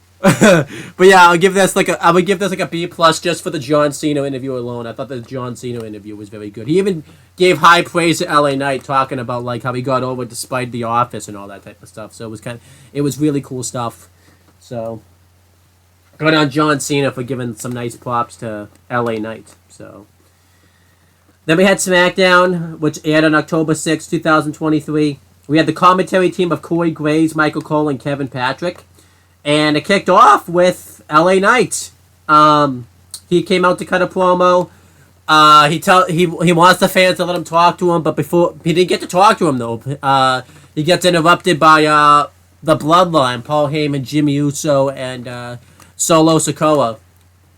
And Paul Heyman basically puts over LA Knight, talks about how like he really broke through as a talent and all that type of stuff. And he says that he predicted that he would have a really great breakout year these last couple of years. And then LA Knight pretty much tells him that he's not buying the BS that Paul Heyman's giving him and all that type of stuff. And he says that, he pretty much calls Paul Heyman a whipping boy to the tribal chief and everything like that. And Jimmy Uso is about to go in there, and Solo about to go in there and handle it. And then John Cena comes out. And because the Bloodline realized that the numbers are even and, it's not really into the benefit, they back down. So LA Knight challenges Jimmy Uso to a match later in the show, and Jimmy Uso accepts. And Paul Heyman's not happy about this because typically, these things have to be passed on. They have to be verified by the tribal chief. And Paul Heyman's not happy that Jimmy Uso just basically just went against the tribal chief's wishes and, basically just took the match himself. So this was a good segment here. I like this. Anything you want to say about it? No, it's a really good segment. I liked it. LA Knight continues to be awesome. And then the Judgment Day are backstage that shows them arriving, and then Janie McDonough's there, and Damian Priest doesn't want him there, but Rhea Ripley, it's revealed that she invited him there, so Damian Priest trusts Rhea Ripley there. So yeah, relatively good stuff. Continues like more stuff going on with the Judgment Day. And again, I think this backstage segment here shows alone that JD McDonough should be Judgment Day because he just fits with this group so well. How'd you feel about this? I liked it a lot. It was good. Then we had the tag match. It was Charlotte Flair and Asuka versus Damage Control, Bayley and Io Sky. Relatively good tag match here. Eventually, Charlotte Flair hits the natural selection on Bayley for the win after there was all this chaos going on. I could have done without... I thought the match was booked a little sloppily towards the end, but overall it was still relatively good. How did you feel about the match? It was good. It was okay. And then the Bloodline's backstage, and yeah, again, Paul Heyman's not happy with Jimmy Uso that he agreed to do the match, but Jimmy Uso said that he's got this. He didn't have it. And then they walk Apparently not. And then they walk into the Bloodline's locker room, their locker room, and Judgment Day's in there. And then Paul Heyman tells them that they think they have the wrong locker room. It was so funny too because when they walked in, the room was lit all purple, and the second the Bloodline stepped into the locker room, like the purple just went away and all that type of stuff. It was really funny. Like I guess it's only purple when the Judgment Day are in the locker room. So, it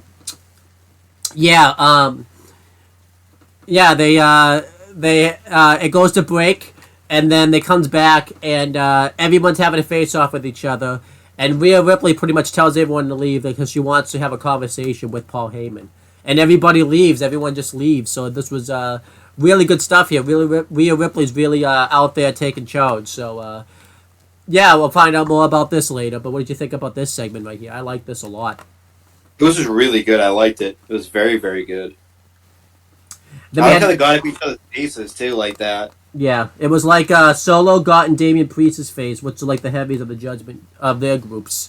And then Finn got into Jimmy Uso's face, and then I don't know whose face Dom got in. He didn't really get into anybody's face. So Rhea got into Paul Heyman's face, and then I guess Dom was just getting into nobody's face. He was just kind of there. So I don't know what was going on. Yeah, I think Dom and JD were just kind of like enforcers, I guess. I'm not gonna say are you seriously calling Dom an enforcer? But I don't know what to call him. Like a bitch. Yeah, I don't know. I bet you were so close to getting up and leaving when they started calling Dom an enforcer. You were like, you were about to quit the show type of thing. So I was. But then we had the next match. It was Rey Mysterio versus Bobby Lashley. They both had their respective factions in their corner. Lashley had the Street Profits in his corner, and Rey had the rest of the members of LWO in his corner. And yeah, this was just a really good match. It's so crazy to think that they both have been in the company like a while, and they both really haven't had a face-off or anything like that until Lashley's second one in the company. It's just so crazy to think about. That like they've just now having matches with each other. But eventually, Lashley starts laying up the Street Profits. He takes a cheap shot at Santos Escobar, sends him over the barricade. Joaquin Wilde and Raul Mendoza looked stupid because they were like over, just like looking around and all that type of stuff. On the other side of the ring, they completely missed it somehow. I don't know what they were doing. And then eventually, the Street Profits lay out Mendoza and Wilde. They just completely destroy him. And then Lashley uses this distraction and hits a spear on Rey Mysterio and gets the win. And Lashley and the Street Profits, look strong at the end. But obviously you can tell with the shape that Wilde and Mendoza are in, they look like they were in really rough shape. So there's more on that later. But I like this match a lot. I thought their styles really messed with each other. And I thought the right person went over. This was Lashley's first match in WWE since May. Like, he hasn't wrestled in a while. So how did you feel about this match? I liked it, and it made a lot of sense because wasn't that it was their first match together as a trio, and I liked it. Yeah, it was good. Then Paul Heyman and Rhea Ripley are backstage, and Rhea Ripley has this idea where the Judgment Day and the Bloodline can work together, and Paul Heyman loves the idea. So Rhea Ripley said, so it's settled then. But Paul Heyman says, as much as I love the idea, I have to verify it with the tribal chief. And then Rhea Ripley says it's verified, pretty much, trying to take control and all that type of stuff. And Paul Heyman says that, I can't just, that it may be verified with the Judgment Day, but it's not verified with the Bloodline. And she mentions that Jey Uso referred to her as the tribal chief, and she tells Paul Heyman to verify it, and Paul Heyman looked very scared. She even tells Paul Heyman to acknowledge her and stuff. So Paul Heyman looked very scared in there. He was really scared. So because you don't go against the tribal chief. Yeah, but like he was scared of Rhea Ripley at the same time. So he does the whole call Roman Reigns thing on Celia and everything like that. So, this was a really good stuff here. I was kind of nervous for Paul Heyman's safety. I thought he was going to get murdered right here. But how did you feel about this segment? This segment was really good. I kind of liked the Judgment Day and the Bloodline are kind of working together a little bit to try to take out their enemies together instead of doing it solo. Yeah, and there's a solo Sikoa in the fashion, so that's even funnier. So that's solo-y Sikoa. And then Kaylee Ray and Isla Dawn had a vignette. They said they're coming for the women's tag team titles, and it's revealed that they put the curse on the tag team titles, and they said the curse won't be lifted until they win the women's tag team championships. It'd be hilarious if they win the belts and then one of them gets hurt. I guess the curse isn't over then after one of them gets hurt. So, how'd you feel about this? Huh? It's good to see them again. Yeah, I like this segment for what it was. I like how they tried to make sense out of bad booking of the women's tag team titles. That's funny. So I guess the bad booking's all Kaylee Ray and Isla Dawn's fault because they put the curse on the women's tag team championships. So how'd you feel about this? How'd you feel about this segment? They should be the champions though. So yeah, let's hope they win the belt soon. And it'd be funny, by the way, if all of a sudden like there's not bad booking anymore when it comes to women's tag titles. They like main event every show and everything like that. So we'll see. They become main event Usos. Then it's Dragon Lee versus Austin Theory. Really good back and forth match right here. Eventually, Grayson Waller comes out as backup for Austin Theory, and he tries to interfere in the match, but Cameron Grimes evens out the odds, and Dragon Lee beats Austin Theory with a roll-up, and it was just really good stuff right there. So I liked it. I like that it gave Dragon Lee a nice little victory right there. Austin Theory's calling himself the 2 million man because he claims that he's the reason The Rock got all those views on social media and everything like that. But we'll see if that's true. Hockey bastard. What did you think of this match right here? And Austin Theory being the 2 million man now. I thought the match was really good. I'll say what I know about Dragon Lee after when we do the news section. But yeah, really good match. Abby says that to The Rock's face again. See what happens. Hey, Grayson Wallace still trying to track down The Rock. He was trying last week. He fucking seems to every fucking time. Someone's not looking hard enough, I guess. It could have just been one of those. Maybe he's looking as hard as he can, but it's one of those. They just seem to be just missing each other and all that type of stuff. So I think someone's get him. Certain Dwayne. I mean, he was backstage in Gorilla the night The Rock was there. He said he was looking for him, but he couldn't find him. So he wasn't. A certain coward. Indeed. It'd be funny if it was. The Rock was there, but not a certain shit-talking Australian. It'd be funny, by the way, if you said like what you said happened. It's like the second The Rock walks away, Grayson Waller just comes up and says, "Where's The Rock? I don't see The Rock over here." It's like right after The Rock steps away and all that type of stuff. Like, where is he? Huh? Where is he? He's not even here. It'd be funny too if The Rock heard this. He'd be like, "Hey, was someone looking for me?" And Grayson's like, "No, no one's looking for you." Like, Huh? The shit-talking Australian. Can't seem to find him now. What a surprise. He's trying. What a shit-talker. How much harder do you want him to try? Put a little effort into it. He tried. Didn't you watch that post I sent you on Instagram? He was looking. Like, yeah, half-assed. But yeah, then we had the LWO backstage. Rey Mysterio comes out of the trainer's room, and it's revealed that Joaquin Wilde and Roman Mendoza are not cleared to wrestle, so they have to find a new partner. And Rey Mysterio said he's going to go make a phone call. So, I like how he goes to make the phone call without Santos and Zelina. It's just like, yeah, I'm going to go make a phone call. He doesn't even tell them who the mystery party is going to be. It's like, I'm just going to go make a phone call. He leaves Santos and Zelina completely in the dust. So, how'd you feel about that? Love it. What if did you get the phone call? Yeah. So you're gonna be? Are you their partner at Fastlane? Yeah, I am. Well, you just gave away. You just gave away the surprise. So Yeah, they deserve to be spoiled. Don't get your hopes up. It's just me. Then the main event is Jimmy Uso versus LA Knight. I messed up in my notes and about Jimmy Izzo versus LA Knight. So Oh, Jim Izzo.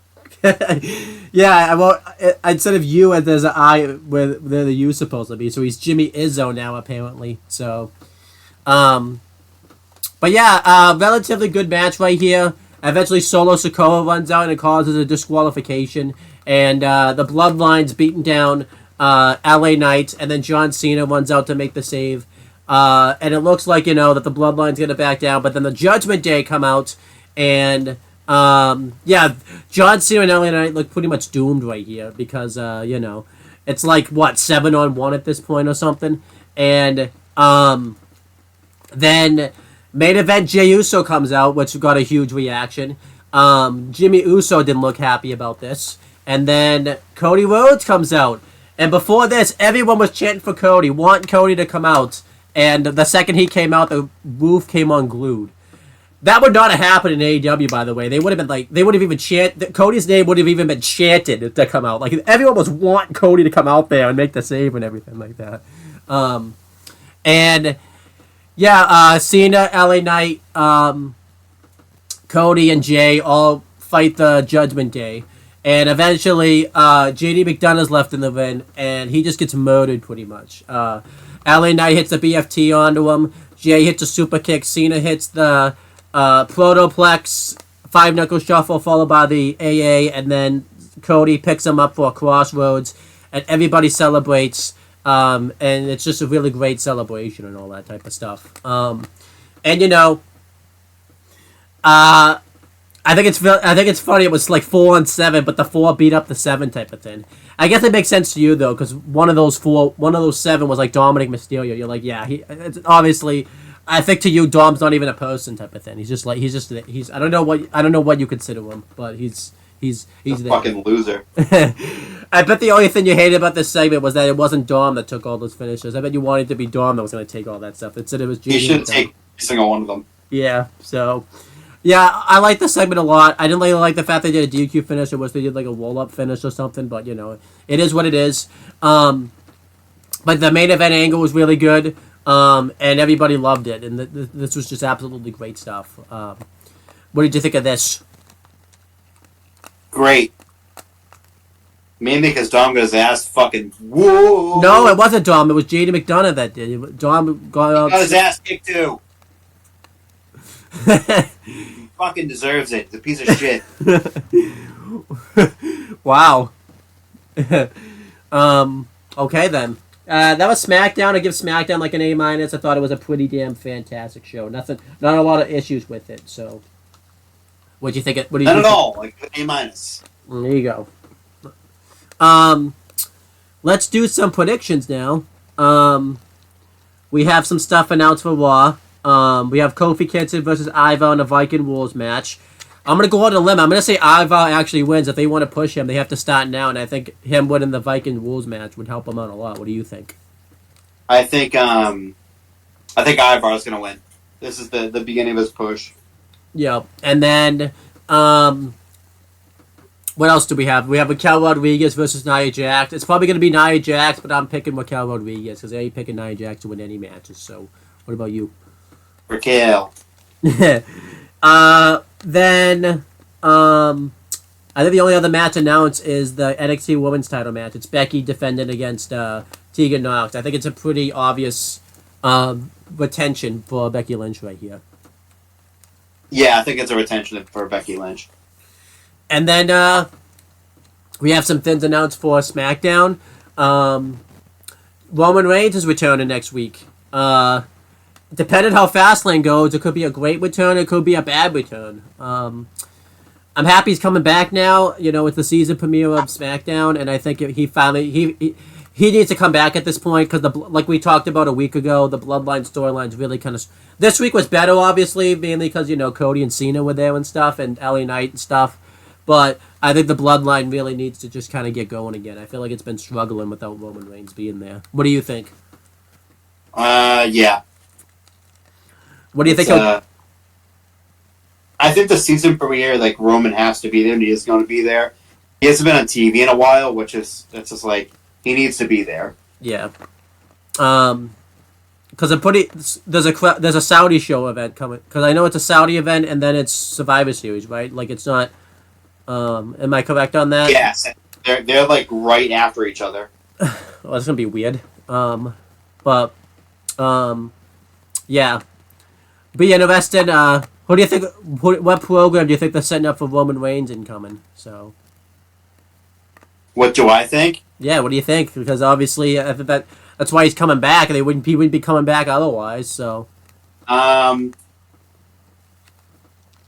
Cena. I'm hoping LA Knight. That would be interesting. Because it's time to. I mean, he wouldn't win, but I think it would do him some justice, type of thing. It'd be somebody new for Roman Reigns to face too. So. It would be, yeah. Unless they do Cena then LA Knight, but we'll see. And then there's another match on SmackDown, but I don't remember what it was. So. Trying to think, I don't think it was like a tag team match or anything like that. So, well, we forgot though. So these things happen. You want to get these Fastlane predictions out, then we can do the news section. Yeah. All right, let's get these Fastlane predictions out there. I'm just gonna start asking you. So I gotta set the card up for Fastlane. I almost got the card up from Fatal 4-Way 2010 by accident. That would have been bad. Predict a pay-per-view that I already had. Have that. Because I went to type Fastlane, but I wrote WWE. I forgot the S, and it was taking me to Fatal 4-Way. So, Maybe you want it to be Fatal 4-Way 2010. Yeah, there's a 5-match card. I don't know if they're gonna add any matches. Oh, there is one other thing, by the way, on SmackDown. That Triple H is gonna be on the show next week, which makes sense. Do you think he'll do anything big, or do you think he's just there to kind of, because it's the season premiere, he'll just say like, "Hey, welcome to SmackDown, guys"? I think it's going to be him saying welcome to SmackDown.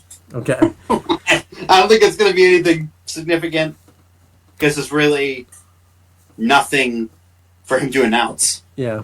What if he He's just got a promo about like it being the season premiere and then like how big of a deal it is and whatnot. Like, what if he announces I can wrestle again, guys, and then he's just like, "Oh, just kidding, I can't wrestle."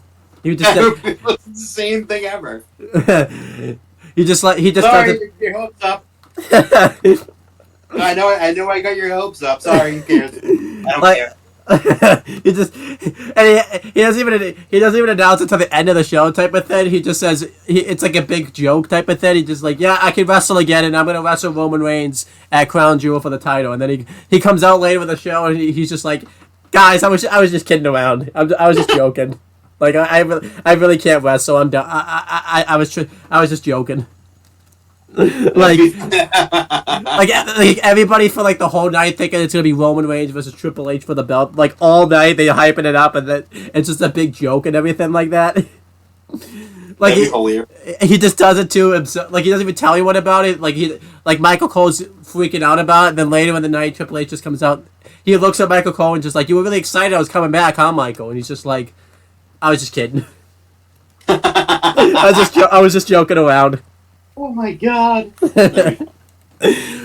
if it happens now, type of thing, where you won't be as surprised anymore because I just did this to you. So yeah, I'm not surprised.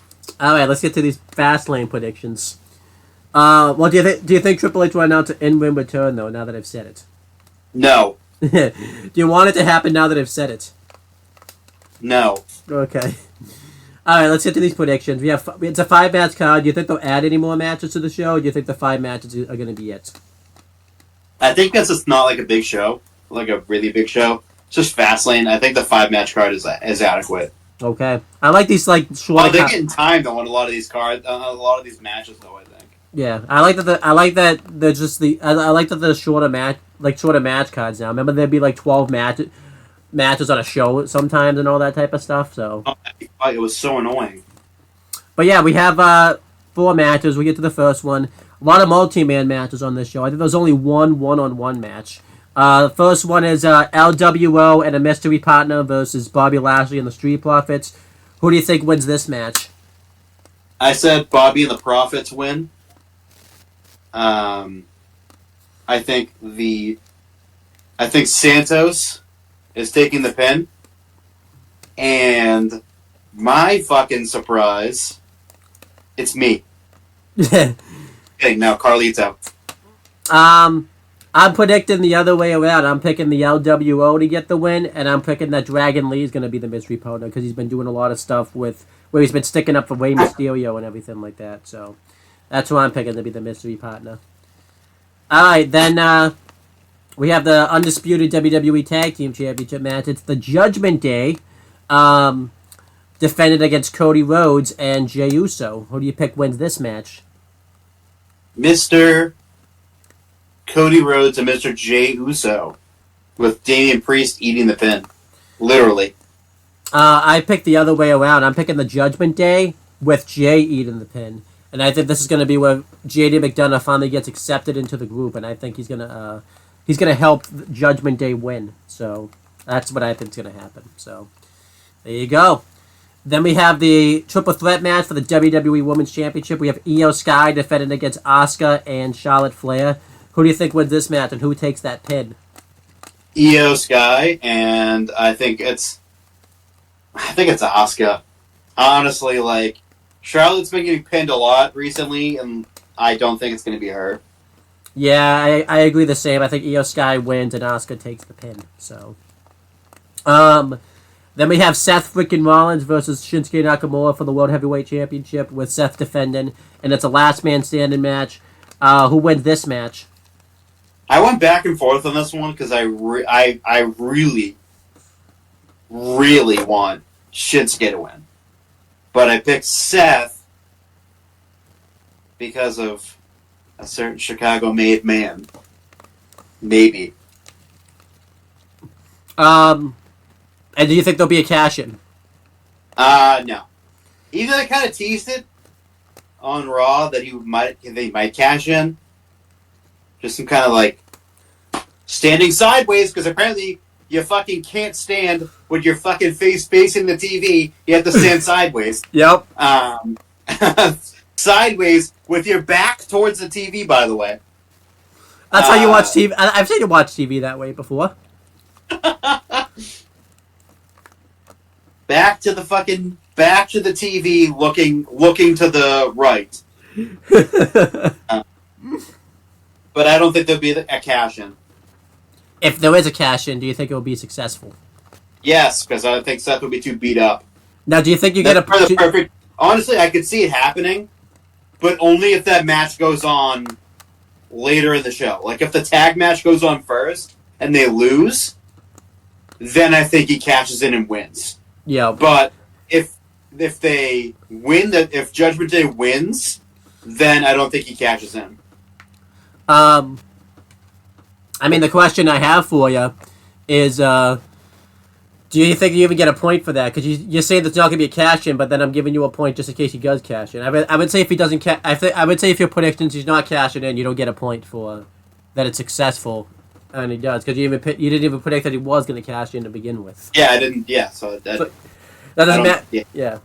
Doesn't matter if he doesn't cash in, I get the point. If he does cash in, I don't. Yeah. And it doesn't matter if it's successful because I said he wouldn't. Well, guess what? I don't think he's cashing in, so it doesn't matter.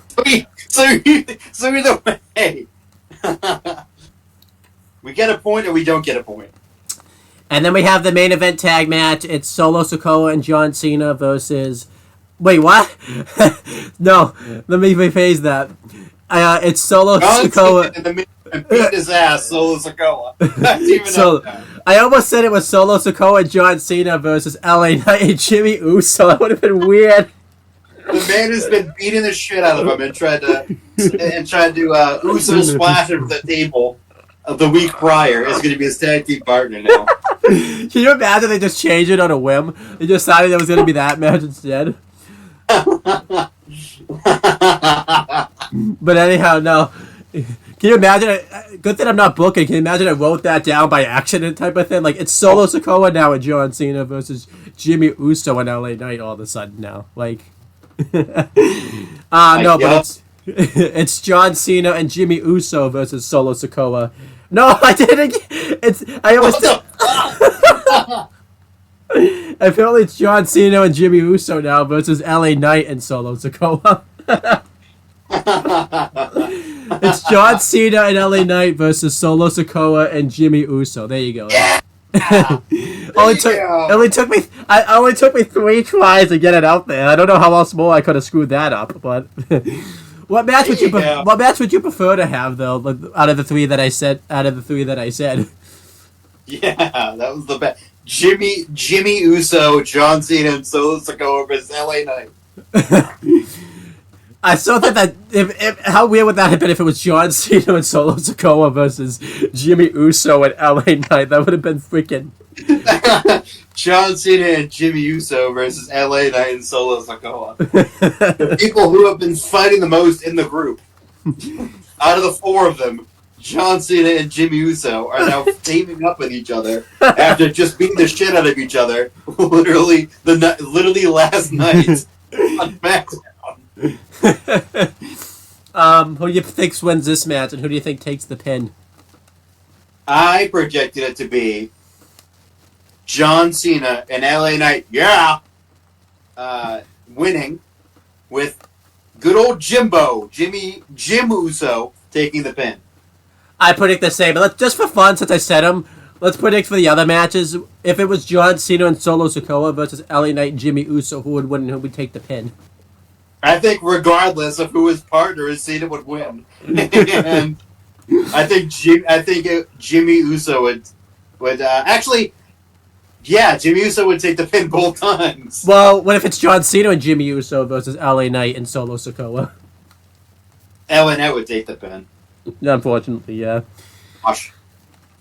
But yeah, those are great 3 matches right there that I just booked. One of them I didn't even book, so. Yeah. But yeah, that's Fastlane. We have to get to the news section now. You said you had some news about Dragon Lee. You want to talk about it? So, when Dragon Lee first signed with WWE, the thing was when he debuted, he was going to stay down for a year, and then he was going to the main roster. But after his match against Dom was so great that because of him solely. Wow, you want to give Dom props on helping him out. So the match itself was great. That it accelerated the trajectory of Dragon Lee. So now he is now signed to a main roster deal, and he's main roster now going forward. Oh, that's awesome. Yeah, I think it didn't take long for them to realize how fucking awesome he was. Yeah, I think that's great stuff. Funny thing is, I hate this. If Dom didn't win that belt, by the way, I don't think this would have happened. Because if you remember what Dragon Lee was doing before, he got involved with a mix of the North American title. What he was doing was not all that impressive. Like, all it took was just him being booked better. And look where he is now. He's gonna be on the main roster now, type of thing. Like, no, that's fucking awesome. Can you imagine? By the way, yeah, it didn't take long. Can you imagine how much quicker he would have been there if Sean booked him correctly to begin with? He would have been there like after WrestleMania this year. Like, he would have been there really soon. Yeah, maybe not after Mania. I mean, the whole thing was he was going to be down there for a year anyway. Yeah, and then get the call up. But he was so impressive, right out of the gate on Raw and on SmackDown that he's permanent main roster now. You know what's strange too? A year ago around this time, he was in the Trios tournament, I think. Not quite a year ago. I think it's been a little over a year. If you remember, he was just there to take the pin, and then they had his brother turn on him like right afterwards. And stuff. Like, that was the stupidest thing ever. That he was teaming. Was he teaming? It was. Was it with? I think it was with both of his brothers. I think, Dralistico and Rouge. No, it was Andrade. It was Andrade. Oh yeah, that's right. It was Faction and Ganable. Yeah. It was Andrade and Rouge, and then his brother just turned on him and beat the shit out of him and demasked him. And I was like, "What the fuck?" I was like, "I forgot that even happened." Yeah, and now it doesn't even feel like he was in AEW like a year ago type of thing. Like, it really doesn't. Yeah, like honestly, let's be real. He's doing better than his brother is right now. So. Yeah, his brother just resigned. Yeah. So. Over, I think the beginning of the summer. Yeah, so that's a mistake on his part. Yeah, he hasn't been on TV since then, really. So, but yeah, it's great for Dragon Lee. I'm really happy for him. He's really good. I hope he joins LWO. That'd be sick if he does. Yeah, that's the spot for him too. Yeah, that'd be great then. What do you think he'll fit on the main roster? Do you think he'll be on SmackDown, or do you think he'll be on Raw? Or do you think he'll be like a free agent that bounces around and all that type of stuff? I think he'll be a free agent that bounces between both because I think he could be in. I think his feud, with Dom, will continue. Funny thing is, too, if he wins the North American title, he'll just still be in NXT anyways. Like, he would be. So, yeah, that's just great stuff for him. I hope they do him right, give him a push type of thing. So, yeah, we talked about the CM Punk news already. There's really nothing more we can say about it. I think we talked about this, as I know this NXT did really good in the ratings this week. We kind of talked about that already, though. No, we didn't. We talked about it off camera. We didn't talk about it on camera. Yeah, NXT beat Dynamite in the ratings. It was like it was pretty shocking. Obviously, the schedule, because obviously TBS screwed up the scheduling and everything like that, so that kind of was a big effect. But it also helps too that they had a lot of star power in NXT this week. It was also the first episode of NXT post No Mercy, and they hyped it up a lot on Raw because they advertised Becky Lynch was going to be there, and they had the North American title match between Trick Williams and Dominic Mysterio. So that helped NXT a lot. They hyped up the breakout tournament. But yeah, not a good sign though, because considering the fact that what AEW Dynamite has to go up against this week. But yeah, what do you think about that, NXT beating Dynamite and the ratings and everything like that? Yeah, it's really surprising that they beat them. I didn't expect it, but yeah, I think TBS said they lost out on 100,000 viewers based on that.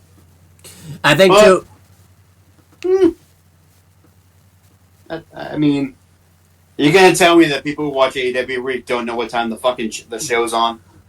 And I think too, what didn't help too is because I think I read this online. Well, the audio quality for one of the segments was so bad, a lot of people just turned the show off and didn't want to watch it anymore, type of thing. Like, It was really bad. yeah, so we'll see what happens.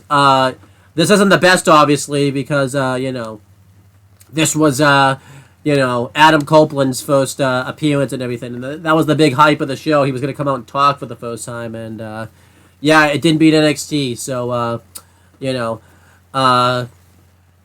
and I hear that the networks aren't very happy about that and all that type of stuff. So we'll see what happens.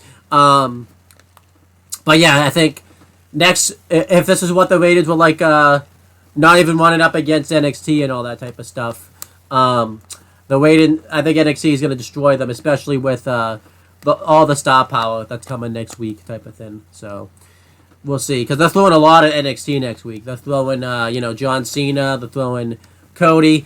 How funny is that now, by the way, that Cody's being used against the competition that he helped create? How funny is that now, type of thing? Like, that's kind of funny, isn't that funny? That Cody, Yeah. Cody's one of the things that's being used to help draw ratings away from a promotion he created. Is this the first time Cody has gone up against AEW since at the same time? So that's insane. Yes. Well, I guess SummerSlam though, because SummerSlam and Collision were the same day. So yeah, that's insane.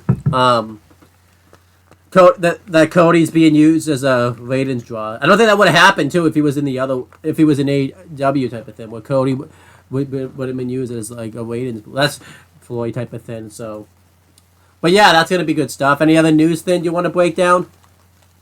No, I think we've covered everything.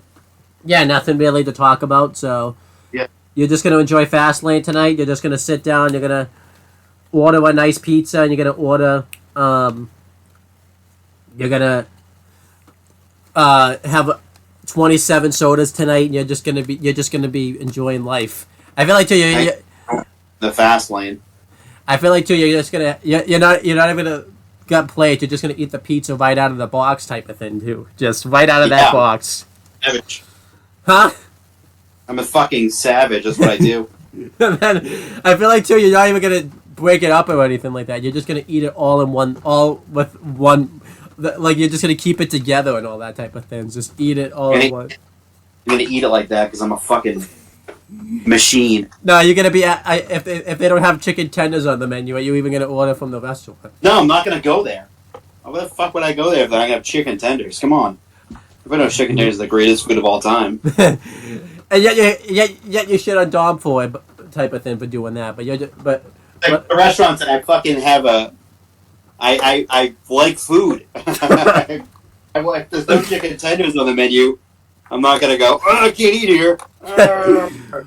What happened when he was a kid? What happened when he was a kid? Then did he just do that as a kid too? Like, did he whine and cry and stuff? Just fucking do a temper tantrum. For Ray and Angie, I had to fucking watch that. That fucking stupid dumb child. Do you think that's one of the reasons he turned on his dad? Maybe because he brought him to a restaurant. He kept putting him to restaurants that didn't have chicken tenders on the menu, type of thing. So yeah. Oh, that's definitely it. I can't believe it. I can't believe that happens. It's funny. What does Rhea think of that? You think the fact that he well, she's fucking him. So I mean. Anyhow, let's do the plugs and promotion. Is there anything you want to do? A nice little plug or promotion you want to do for anything tonight? I will plug and promote Fastlane. Just enjoy it tonight. It should be a good show. 5 matches. It's not 12 or 46. It's not going to be 17 hours like Wrestle Dream was. It's going to be 5 matches. Yeah. Card looks really good. Stoked to watch it tonight. Can't wait. Very excited. Let's go. Did I tell you too, by the way, Wrestle Dream, I think, started at like 6:30. It ended, if you watch the media scrum, it didn't end till like 3 o'clock in the morning. Like, that's how late it was. Literally insane. Yeah. And Tony That's Khan... literally crazy. The interviews themselves don't even go on it. Once Tony Khan gets interviewed, he'll stay there all night, talk to you if he could, I think, too. Like... he would. He's done it. I know, yeah. Those scrums go for. I think people said the scrums go for so long they missed their after parties and all that type of stuff they want to go to afterwards. So. Oh yeah, they definitely do. Yeah. But yeah, as for my stuff, you could check out AEW Spark coming up, and it's probably going to be Tuesday, and then the Wrestling Rundown tomorrow. And let's make a decision now. We going to bring back Top 5, Flop 5? We could do Top 5, Flop 5. We just have to find a day to do it because we can't do it Sundays and we can't do it Saturdays because we got to do this show. We might have to do like Fridays or something. So you're gonna have to start. You're gonna have to start watching more stuff. I know, right? You're gonna have to start watching that NWA Power. Get on that. Gotta get on that kick. You're gonna have to start watching Impact. So. I mean, I keep up with Impact, so it's not. I mean, I don't watch it like live, but I keep up with the highlights of that they post on YouTube page. There you go. I like it. What's Impact doing? Yeah, watch Fastlane tonight. I will tell you, Chris, be prepared for a long WWE Aftershock next week because we're not gonna probably have time to do an extra. Watch the retro. We picked a retro for next week. We're gonna do James and I are doing WCW Bash at the Beach, which is gonna be James's last wrestling video for a while, and then you and I are gonna to hype up the season premiere of SmackDown. We're gonna on Tuesday. We're gonna record it Tuesday. It will be released Wednesday. We're going to review the SmackDown where Raw invaded SmackDown. It was like the go-home episode of Survivor Series in 2017. So that'll be a lot of fun to go revisit that show. And then it's going to be a non-wrestling thing. I'm just going to get it out there. Sign the petition to get iCarly back on Paramount Plus because they ended off a cliffhanger and we just can't have that. So you better sign that freaking petition, by the way. If I find out you didn't sign it, then I'm gonna delete you off every social media device I have you on, type of thing. So great. So you won't see you'll be blocked and everything. So just sign the petition. Good. Just sign the petition, and then I won't have to do that. So yes. I'm now not gonna sign it. No, you gotta sign it because then I don't want to have to live up to my word. I said this on camera and everything like that. I can't go back on that now. So. Ooh, now I'm tempted to not sign it. No, sign it. But that's pretty much it, guys. So since it's being recorded in the past, we would talk to you guys in the future. Podcast has concluded. Be sure to check out more group discussion as far as WWE content is concerned, and check out more content from For the Win Productions.